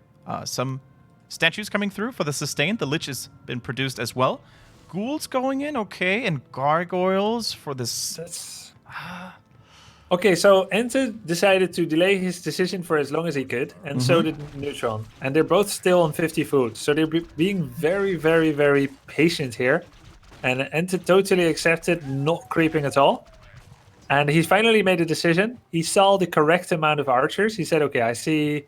You've been walking around with 6 archers, but suddenly you've got more. You're committing. He clicked the archers, he saw the 2 attack upgrades, and he realized you're massing archers. He saw tier 3, so that means marksmanship. We have 1 lore, so that means 1 bear with roar. And then I think it's just going to be like 3 groups of archers, 1 bear with roar, insane amount of archers with heal spray and heal scroll. And I play like this with Night Elf against Undead as well. It's very strong, especially in the patch about a year ago. It has fallen off, but it is so good. So much damage from the archers, and you probably get Priestess 3rd. There we go. Priestess 3rd in production. Nice. 3rd attack upgrade, 1 bear for roar, and the rest archers. 100 food archer. It's incredible. So much damage. And what you need against it as an undead is Crypt Lord, which EnTe is getting. And you need lots of units. Yeah. I don't know that ghouls are going to do it. He's getting Destroyer upgrade, Disease Cloud, Abomination, Ghouls, and Ghoul upgrades. So it's going to be one heck of a fight, that's for sure. Kind of reminds me a little bit of StarCraft 2. Zerglings against Marines, you know? Kind of similar. Just throw the masses at each other and see who comes out on top. So yeah, let's see what that's going to be. Of course, A-bombs now joining the fray as well. So this is going to be huge, especially with a Disease Cloud later on. It's just... Through those squishy low HP units like the archers, if one Disease Cloud infects the backline, it's going to be permanent damage that ticks down so hard. So that's true. I think EnTe at this point just needs to hold a little bit and wait for the big guys to hit, and then just overwhelm them from all sides. And he expanded so early, but because he made so many towers and the timing with which he started to produce over 50, he won't actually have a fantastically big army. He is currently at 67 and starting to dry up just a bit, relying on future income. 71 food now. And those abominations, they'll actually have trouble reaching the back archers. He needs to use Impale to close the distance. But Acid Bomb is going to tear up his ghouls a bit. What item did drop here? Let's see. I think it was... Fury up to Fatality, I think. Yeah, I think so too. All right, so it looks like EnTe is once again being invaded by Neutron's forces from the back. It's a nice concave right there. This is ideally the fighting formation that Neutron wants to build up. Trains in the front, Alchemist in the front with 10 armor, 6 armor actually. He got rid of some of it. He can hold this front line against ghouls quite nicely. But now, look at EnTe. He's trying to surround the Night Elf from behind. Some structures were killed already. Here's the surround as well. The big impale coming through. The ghouls with frenzy. They're dealing terrible damage onto it. Big Nova, big coil as well. Archers are falling left, right, and center, but the TP just in time. Okay, how many archers got disease clouded? None? Huh. No one brought the disease back to the motherland, so that's good for Neutron. A few archers were killed there, not bad. You can count the Crypt Lord's experience, 77. Probably killed about 5 archers or so. Do we have a bear yet? Or is he going to go for a mountain? Look at the bottom left. What's in production? Okay. No bear, no mountain giant. He's got the lore. He says, I don't need the roar. I need the double-headed roar from a chimera. That is true, and that is a very scary one. There's upgrades, of course, that he could go for. The archers have 3 attack already, so let's see if he's actually going for anything with the chimeras. Yes, sir. It's coming in right now. So chimeras, they're going to eat those abominations for breakfast. But look at that cheeky gargoyle in the bottom left. Scouted it out right now. So EnTe should be prepared. Now, what is he going to go for as a counter, though? Gargoyles, maybe. He could build more of those. Some Crypt Fiends, maybe 2 or 3 with web. Should be enough for the units to eat this. Or maybe he's just going to rely on the heroes, you know? Yeah, I like the Crypt Fiend idea. Gargs are quicker to deal with them, to kill them. It's not really like you can web and then focus fire Chimera with ghouls. Chimera can still shoot when they're webbed, and if you click them with ghouls, your ghouls will die. Chimeras do big splash damage, double damage against ghouls, so it's like 180 damage a pop. Yeah. So 2 Chimeras will one-shot a ghoul and nearly kill everyone around him. So this is pretty risky. He's going to maybe need Gargs, but the problem is EnTe is at 80 food. So he has decided to go with the Gargs. He has 1, now he has 3, soon he will have 5. But he's not mining much anymore because of that high upkeep. Yeah. Destroyers help a little bit, of course, if they maybe can eat some of the treants for extra damage. That would be very helpful. Now, look at this. The Nightstone was actually used, so the vision would be reduced, and only now does EnTe see the army. And with the increased corrosive breath from the chimeras, the sieging potential is not to be sneezed at. This is definitely something that EnTe needs to be taking seriously here. The bottom line of cigarettes has already been destroyed. So many ghouls were taking the lumber trees there as well, so it's a wide open space, a wide arc of deforestation. But look at the damage already. These archers with so much range, so much damage, Grubby. Yeah, and that bottom also represents a 3rd heal scroll opportunity. Normally heal scrolls are cooldown bound. Oh, he just goes for the impale on the surround on the alchemist. Surround is good. And he no longer has 10 armor. No longer 10 armor. He does have a talisman of evasion, though. He needs to be evacuated immediately, and that engage was huge. Is the chimera going to fall as well? Yes. 1 goes down, and only bones and meat remains of that beast. Right there. Nice isolation there. Nice stun from Memphis on, the Crypt Lord. Cool to see. Memphis on. Yeah, in the scramble to save the alchemist, who was doing meaningless poke damage, which feels very much like our Heroes of the Storm allies, Kendric. True. Like a Rainer stepping forward, doing 2 hits on the enemy Diablos. Like, yeah, I wanted to get a bit of poke damage. That alchemist goes forward, does a single acid bomb, gets surrounded and brutalized. And because of that, he scrambled to protect the alchemist with everything, including his chimera, and he lost 1 of his chimera. That hurt. But Neytpoh did push to 90 food in the defense after that little mad scramble. Whereas EnTe, he was supply blocked at 90 food because of the Spirit Tower kill with Corrosive Breath. He remade it since, and he is now pushed to 96 food. We have a rare, very rare, near max out situation. In the meantime, look at this wisp flank by Neutron at the bottom. Nearly 10 wisps. No, it's 10. 10 wisps for the flank. That's crazy. That, of course, can deal with the mana quite nicely. There's no he's going to find it. He's going to find the wisps. Oh, he's going to find it. If he kills those all, that's free experience. That's going to be a crippling blow. The surprise element of Natron is also gone here, of course. He was able to explode some of them, but a nice chunk of experience actually went over into the hands of EnTe. And the heroes, he left them at bay. Very smart thought process. Didn't even have a single point of mana sapped away. Detonated. So this is really good. See the items here? Scroll of Protection melee. and a Scroll of Healing right now. I think EnTe notices there's not really much to spell left anymore, so you went for the Protection Scroll. Oh yeah, that's true. Not many wisps left. Now there's 2 more chimeras on the way. Neytpoh's at 90 food. EnTe 96. Oof. There's 2/2 upgrades on the abominations. 3/1 on the archers with True Shot and Roar. They have so much bonus damage. Wow. We've got archers with a cap of 41 damage. That's crazy at 700 range. But will it be enough? All right. Here goes the attack now, and we see the archer flank, the chimeras charging in, actually in the front line there as well. They're getting focus fired really hard by those gargoyles. One is down, the second one gets focused with the destroyers as well. So much damage coming through. Undead heroes are getting level ups left, right, and center. The ghouls have made it to the archers as well. The air army of the undead completely untouched. The POTM is going to get sniped to death here as well. Look at the Crypt Lord though, can't get a coil just in the nick of time here. The bears are desperately trying to hold the front line as well. The chimeras dropping one after the other, but 2 of them are still alive. Another level up, another level up. Give me one more, baby. And unit after unit for the Night Elf is falling. All those treants can probably not turn the tide of battle. The final chimera, is it going to be ended as well? Yes, the gargoyle was still left alive, and the undead heroes now are melting those forces. The keeper has to use the TP, maybe could have used it earlier to save some of those units too. And this means EnTe reigns supreme. All those archers getting brutalized by the impales and the novas.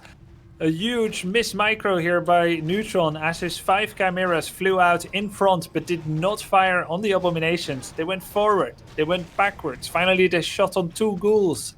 Then, only and then, did they go for the abominations. And the gargoyles for EnTe had a field day, taking them down in the front line, exactly how EnTe wanted that fight to go. Devour Magic, Memphis on, running for his life.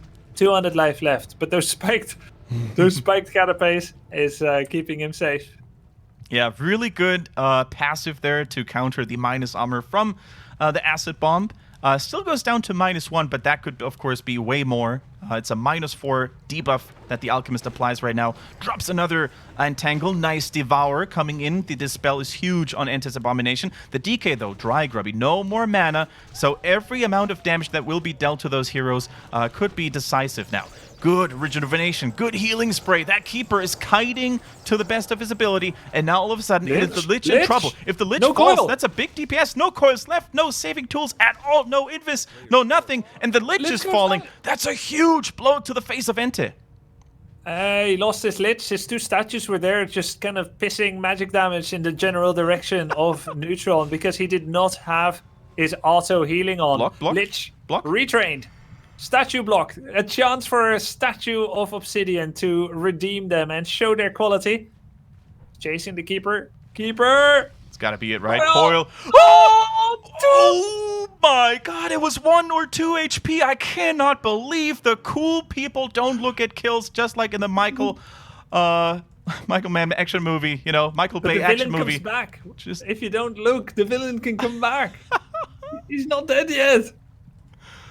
Oh no. So he was 3 life after that coil and dropped to 2 from disease. And then back up to 3 and back to 2. He was not doing well, is what I'm trying to say. But he survived, and that's pretty key because Neutron is back up to 70 food. Now he lost his main base, but he still has an expansion with over 4,000 gold. Yeah. And what suddenly becomes relevant is, well, first of all, there's more Chimera coming. That's 4 Chimera soon, and the Gargoyle squad is gone. True. And what suddenly becomes relevant is who took their fast expansion earlier. And it's EnTe. He's only got 2,500 gold left in his mine. So Neutron has 1,500 gold more. And that's a full 2.5 minutes to play with where he has income. And EnTe is not. So EnTe is pretty much down to a very short period of time. Let's see, 2K. 3.5 minutes and he'll be out of gold. So he needs to hit it with the next attack or there may not be a coming back for him. And the Knight of Heroes are getting closer and closer to level 6. Tranquility and Transmute. And look at that, Grubby. The Ghoul Gang is charging in. The Abominations follow suit. And he even brought some Acolytes there as additional meat shield. And, of course, mana fodder for the Lich. Could always be nice to take a Dark Ritual. He does one now. Items, Shop Control, over to the DK. Bought himself a Potion of Invul. Has a mana there as well, just in case. Lich, though, no protection. Memphis on. The Crypt Lord. the unkillable one so far. No protection at all. So it's all going to come down to the DK providing enough coils to keep his fellow undead heroes in check. But look at the army of Neutron. He's coming in. The trends, the chimeras, once again pretty far forward. But as you said earlier, Grubby, no gargoyles this time to deal with them. They're getting wept though. They're getting focused. One of them is dead.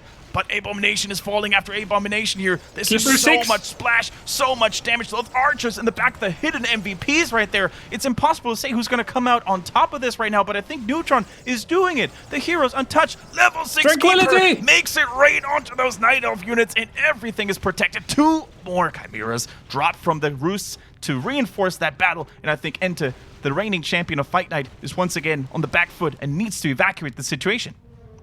Neutron just transmuted the Destroyer for 300 gold, thank you very much, and the Crypt Lord is getting focus fired. There's no more coil on the Crypt Lord. Oh. He's got to run away, and one more archer shot, and he goes down.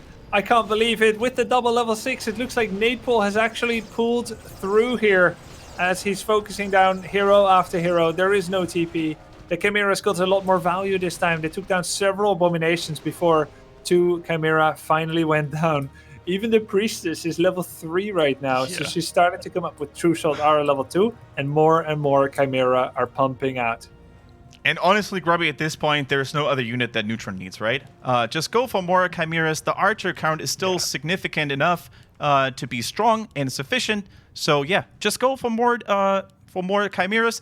The Crypt Fiend count is super low, and even if the web goes through, what damage is there to really kill them, right? The Abominations are gone, the Ghouls are gone, the heroes are nowhere near as strong as Neutrons, and soon EnTe is going to be out of options, out of economy. 900 gold left. Sure, Undeads can unsummon some of their buildings, but is it really going to be enough? And Grubby, right? We talked about this earlier. Look at all the towers that are left in EnTe's base. He spends so many resources into fortifying his bases, but what good is it going to do him right now?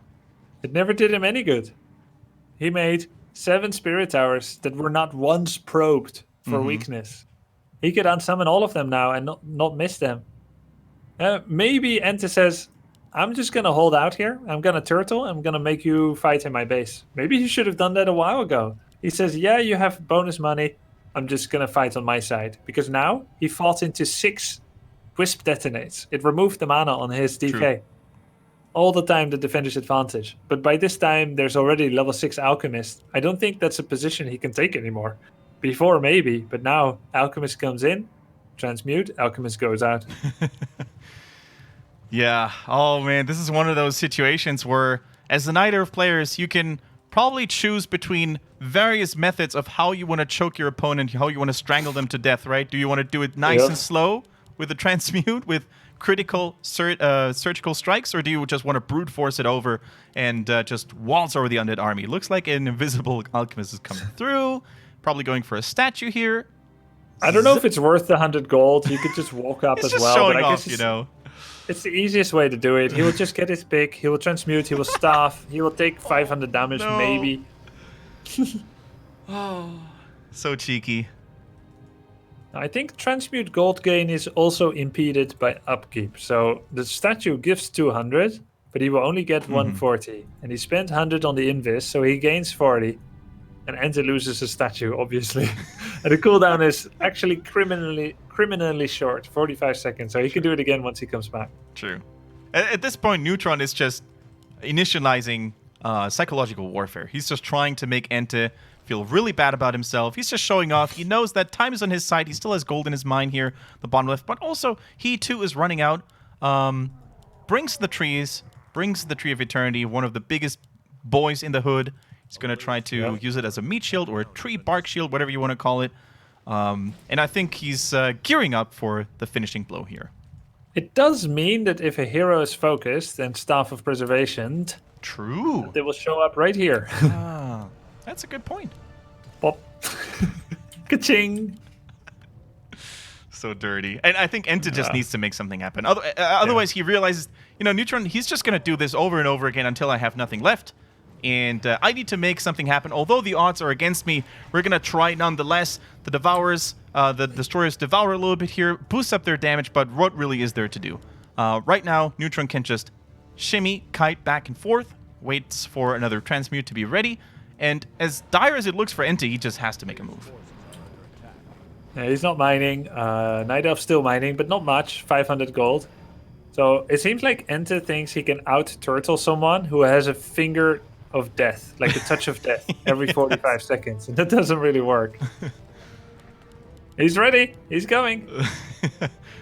Dun, dun, dun, dun, dun, dun, dun. Run away from the big bad man. That is the alchemist. He's actually not that big, but very scary. He's got the... what was it that Gazlo said? Time is money, friend. You're running out of both. Well, he can just take a destroyer. Oppa! One of the destroyers down, and here comes the big fight. The Chimera moving forwards. There's nothing really EnTe is gaining out of any of this. It's kind of like the last game where the situation keeps getting worse, but he's not making a move. And I can feel your impatience with it, Kendric. For sure. I mean, it's basically like EnTe with his back against the wall. Like in the previous game, just in a different situation. Before, he was outmaneuvered by air units and he was backdoored. This time, he's just getting choked and strangled to death by the Alchemist. A huge AoE healing. The Tranquility is probably just the nail in the coffin here right now. EnTe is outmanned, outgunned, and outsmarted on multiple fronts here. Neutron is just toying with his food, something you're not supposed to do normally, but at this point, I think he gets away with it. Memphis on the Crypt Lord says goodbye for one final time, and I think with this, EnTe should probably tap out, running out of options. He's trying to, of course, stay in this series, and we have to understand that, just another ka-ching. Yeah, no destroyers left. Maybe a hero focus. The last resort of many Undead games. Quote Nova to the hero's face, but not against this number of chimeras. He's just going to slaughter him now. A very exciting game with a very unexciting end. That's okay. Players will try to play it out to the end. Yeah. Neytpoh, for him, this is a position of comfort and fun. EnTe, I'm not really sure what his plan is. Maybe he's trying to tire... Oh, you know what? Neutron said in the pre-lobby chat that in 4 hours from now, he's got a sportive event that he's a part of. That's true. So he's got about 3 hours left now, less so. Maybe EnTe is hoping to make this game and the future games last for 3 hours so that Neutron has to choose between the sporting event or winning the series. It's possible. You know, the same happened to EnTe 2 weeks ago, right? When he had to go to the Endgame Masters, and he only could catch a couple of hours of sleep. That's true. He's like, I'm going to do to you what Effect did to me. GG's. Well, never show your weakness. It just goes to show. EnTe is making it last. So maybe Neutron will get impatient in game number 4. Speaking of which, guys, we're going to have ready for you in a bit. Looking really good, Neutron, that is. Fantastic. Not sure what happened, Grubby. We lost your webcam. Oh, yeah. I'm sorry. Quick, rush over. Grubby's streaming. I clicked my stream deck. I know that feeling too well. But yeah, Grubby... Do you think this is the moment for Neutron to break EnTe's neck? Do you think he's got him figured out? We're going to EnTe's map choice right now, and it should be Conceal Hill. Is it? Yeah. Let's see. Yeah, metaphorically, Neutron is in a pretty good, psychological spot to do that. He just won 2 games where he was quite behind at some point. Like, overall, Echo Isles was Neutron's game. He crept the entire map, he expanded not too much slower, and he made a nice army and upgrade combination. But at some point after the first big fight, EnTe was quite ahead, and somehow he didn't capitalize early enough. Maybe he didn't build enough advantage for himself by overtowering. Right. Neutron wins 2 pretty hotly contested games, and I don't know where EnTe's mindset is. We can't really know this. We're going to go to Concealed Hill. And we will see if Neutron will close it out 3-1 and that EnTe comes in weak. Or will EnTe clean up his act a bit? Because that was a very slow tech from him, that game. Very slow. Very slow. It almost felt like, one of those games where a quote-unquote newer player plays the game against someone who's more experienced, because newer players tend to make a lot of towers. We know that from playing campaign and stuff like that. So, maybe overdid it a little bit in that regard, but I think he almost had to do it as well because his army count was so bad. Only ghouls, they're also herd. It's a little bit, it's true what you're saying, Kendric. It's a little bit the option that Knights of Might pressure that he had to respect.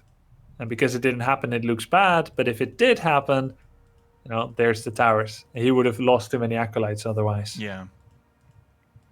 All right, guys. So while we're waiting for the players to get ready for game number 4 in this best of 5, by the way, let me remind you that there is a way for you guys to support this format, to support the players. If you guys share any bits on Twitch during this broadcast or any other episode of the Fight Night on HeroesHearth Warcraft 3, you're going to add something a little bit more to the bounty.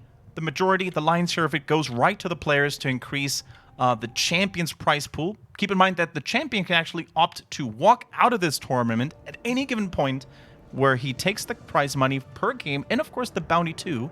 So far, we have never had any champions do that. And right now, it's not even possible because champions are switching like flies. They're dying like flies, basically. So let's see if Neutron can become yet another Kingslayer, if you will. Yeah, the bounty also probably isn't large enough yet at this point in order to have it make financial sense to walk away and not gamble for another win or aim for another win. Give it a few weeks or months and the bounty will grow to several hundreds of dollars, maybe even thousands. And then the player can say, you know what, I'm going to retire early.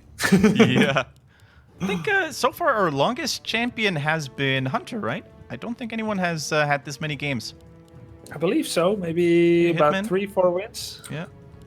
Hitman looked really good too, but ever since Hitman was dethroned, European players showed how closely matched they are in terms of skill level, and Effect didn't last long. Looks like EnTe could maybe follow his example if Neutron steps it up one more time. Keep in mind that the clock is a little bit against him if he wants to catch any sleep, although sleep is sometimes considered to be for the weak. Oh, it's overrated. You can't play games in your sleep. Although, I did once play a really good game in my sleep. Yeah, it is possible, but... Have you ever had in your pro career, or maybe even lately, have you had a moment where you dreamt about something that would actually benefit you in a real game? Have you ever had this enlightening moment? You woke up and you're like, yeah, let's try that. I don't think I'm the type of person that woke up with epiphanies from dreams. I think what I was doing is practicing my micro, usually, in my dreams, because you only got so many waking hours. When I'm awake, I try to come up with some strats, but in the sleep, that's where I'm like practicing my anti-Druid of the Talon micro, maneuver like so, and yeah, it's very useful. Another 8 hours extra training per day. Gotta make use of it, guys. You know what happened to me once, Grubby? I kid you not, this is actually what happened. When I was getting into watching StarCraft 2 esports, I wasn't really very well versed. I didn't really know what most of the units did because I never played the game actively. I just watched esports, tried to learn from there. At some point, I slept, and I always liked Protoss. Was always my favorite race to watch. So I saw the Archons, and I didn't know what they did. I just knew they fused together from 2 Templars. So I woke up this one day, and I dreamt of a fight between Protoss and Zerg, and the Archons did splash damage in my dream. And I was like, dude, is that actually real? Is that a real thing? Do Archons do splash damage? And I looked at another game the following day during a tournament, and I watched the Archons, and they did splash damage. I couldn't believe it, because I never had noticed it before. Okay, so you're actually hacking? You're Yes. using your dreams to travel to websites and read manuals. That was the only time it happened, though. And since I wasn't playing myself, it didn't do me any good. But it was cool. I had this mind-blown moment. The dude's got manuals and internet in his brain. He's a genius. Nice. All right. Back to the game, though. Nice detonate. Dude, nice double detonate, actually. Giving Neutron the level up. He got the DK's mana, and he got 2 skeletons, giving him the level 2 keeper. So now he has that entangle threat again. So it would behoove EnTe to get an early Staff of Teleport, and I think he will, because he's been getting surrounded. There we go. Mm-hmm. Now he can go melee the keeper if he likes. All right. And remember what happened in the previous game, guys? EnTe was multitasking, and it didn't go so well for the keeper. It might actually happen again, but this time he has the Staff of Teleportation to prevent exactly that, because he was using his ghouls to once again go creeping. One of the ghouls might actually die. No, nice micro. Good saving there. And yeah, he learned from his mistakes, Grubby, right? EnTe, much cleaner, less sloppy this time, and looking good. It's good and bad. The good part is, if you're going to get surrounded, you might as well have a staff. But the bad part is you got surrounded. Yes. So now he's suddenly at home and he really wanted to be attacking. He didn't use a single coil aggressively, but he didn't use a single coil. And although he's creeping, which is cool, the expansion already launched, and there's no way for EnTe to cancel this. I feel like this is too early for Neytpoh to expand, for Undead to be comfortable with it. I think that coil didn't get the kill on the Wisp. I think he detonated in time. So yet another That's true. lightning speed reflex coming in from Neutron, who seems to have woken up, really. The Russian giant, if you want to call him that. Looking really good now that he's fully awake. Gets the Acolyte. Does Acolyte wake up the creeps? No. Full experience goes over to Malorn, the Keeper, who's getting dangerously close to level 3 now. This is exactly opposite of Game 2, I believe, or Game 1, where the Keeper was stuck at level 1 for almost an eternity. Yeah. On Twisted Meadows, forever level 1 Keeper, still won the game. Then there's the second game. He got the immediate surround and TP loss on the DK. That went okay for Neutron. This is the best start Neutron has had yet. True. Man, what Neutron, he's just like... Ooh. That is a nice harass there. Tried to go for yet another coil, but builds the Ancient of Wonders there. The expansion won't be cancelled, as it seems. It's good control by EnTe, though. Not losing too many skeletons to a single detonate. Oh, oops. Oopsie daisy. Gets that Archer for good measure. The Alchemist, once again, super early. Very good reinforcements there coming through. And EnTe, with probably his least impactful early game showing so far. He's making... You can also see that EnTe didn't gain as much gold this game as some of the other games. Either he overspent on other items, or maybe one ghoul too many, or maybe he didn't get enough creeps, or he didn't sell the cloak. I don't know exactly what, but he's only got money for a single gargoyle when his tier 2 finished. His Lich comes out now. He's got one Garg soon. He did kill the Haunted Gold Mine, the Entangled Gold Mine, so that's a nice little delay, and he's going to keep doing that. But Neutron says, it wasn't that far along anyway. I'll get it eventually, but I'm getting some free creeps while your eye is turned elsewhere. Exactly. Free creeps, free gold, free experience. That's exactly what Neutron wants. Right now, the Alchemist, close to level 2, found the Sentry Wards, which is a pretty nice scouting and warning tool against the Undead invasion shenanigans that EnTe is pulling off time after time after time. Lich pretending to be an elf. It's getting surrounded. He's got a mana potion here. Oh, he's got the mana potion. Can the TP be transferred? Yes, in the nick of time. EnTe saves his second hero. That was really good. That's so bad. That's so bad. He had 74 mana for the coil. He could have waited, saved it. He would get re-entangled. He knew where it's going to go. But that was supposed... Like, he showed his whole hand. Ghouls, Gargs. His Lich walking into the elf, not reacting. And then he got entangled and nearly killed off. The Keeper has plenty of mana to do that again. No hippos yet, though. No hippos. Just a handful of gargoyles coming through once again. We don't have a slaughterhouse yet, so this is... No, he's all in. Yeah. It's all ghouls and gargs, no slaughterhouse. He's not going to tier 3. It's all about this DK with 2 rods and a mana pot and a Lich with full mana. Okay, nice healing scroll here to save the archers. The first one falls nonetheless, though. The ghouls have been dealt with for the most part. I was trying to see if they were going for a run-by on the expansion, but no, they're getting picked off one after the other. Now it's the Keeper, though. Has a TP, goes for another Entangle onto the Lich, who has no protective tools. The DK also had no mana because all the money was invested into units. So if that Lich falls, the Acid Bomb's still on him. That might be an early GG already. Now, needs to be careful on the other hand, though, not to lose the Alchemist. Close to level 2. Could go for either Healing Spray to give the Archers a little bit more survivability, or for the Frenzy. Talents. Druids of the Talon. He's not going for Hippogriffs, Hippo Riders. He's only got 7 archers left, and he is going Druids of the Talon to amplify damage. Fairy Fire and Acid Bomb combination. That's what he hopes to go for. But EnTe is doing a pretty good job of resetting archer count. In come the Talents. They're going to be pretty good against ghouls. They can be. They lower the armor with a Fairy Fire. Of course, these ghouls are going to drop like flies if focused very well. It's not even worth to coil them. I think the DK needs to save those coils for the Lich, who's once again dropped very dangerously low. But the archers are falling. More and more are going down. The gargoyles are basically uncontested. DK. They're the masters of the air right now. DK, though, so much trouble. Level 3. Is he going to die? No, Death Pact to save himself on the gargoyle. Still surrounded, though. The hero trend. I can't believe it. Sig Micro by Neutron, and he takes down EnTe's main hero. No economy. All in was the Undead player, and now he's going to have to live or fight with what he's got left.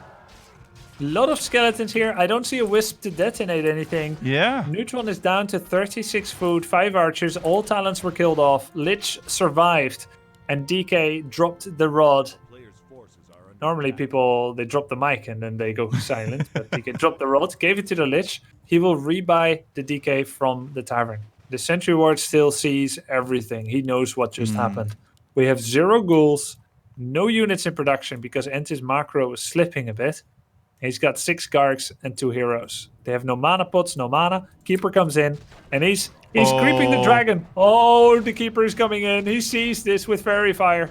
That's going to be a big old creep jag right there, Grubby. A sick entangle there. The easiest job in the world for Neutron to once again blow the Death Knight out of his shoes there.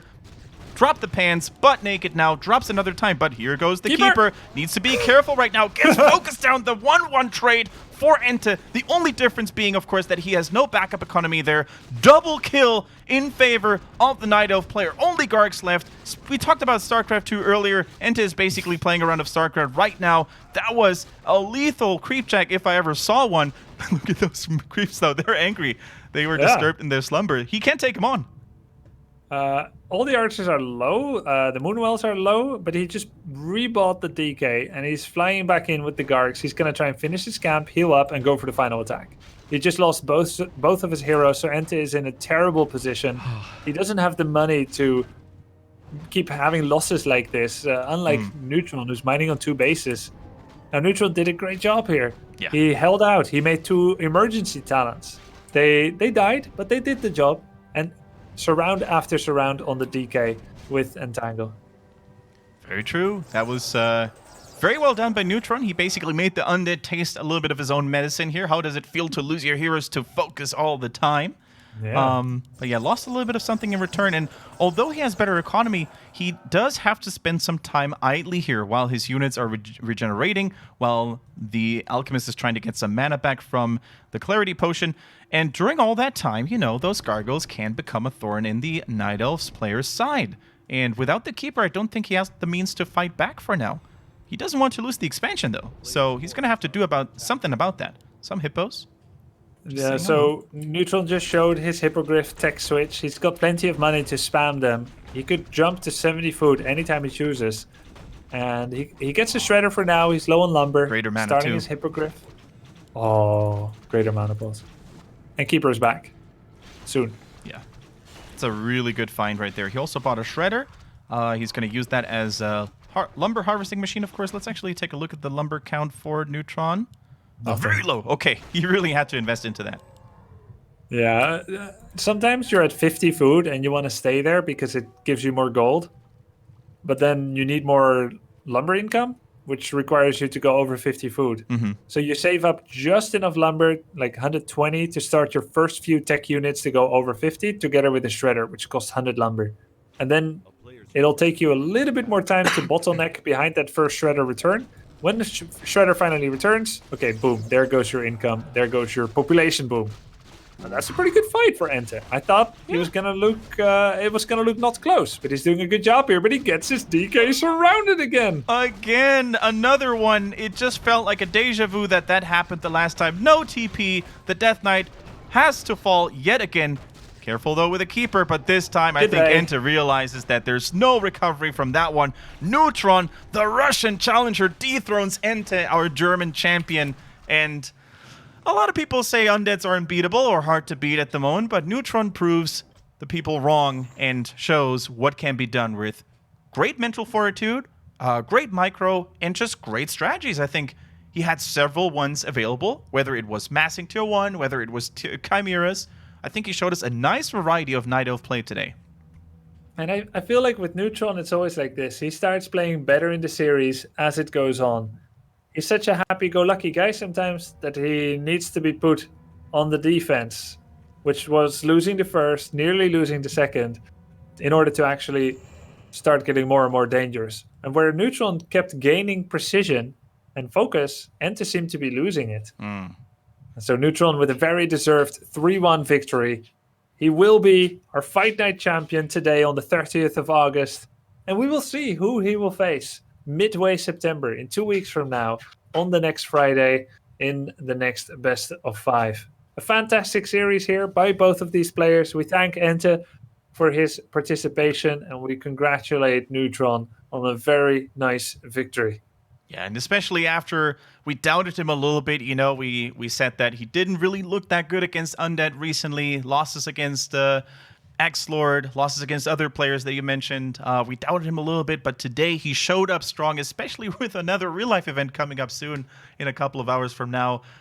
Really a nice feat. So we have come to the end, guys, but make sure to follow this Twitch channel if you don't want to miss out on any more Warcraft 3 action. Make sure to follow us on social media as well. Whether it's HeroesHearth, Warcraft 3, follow Grubby or myself, Kendric Swish. You are very much welcome to check us all out.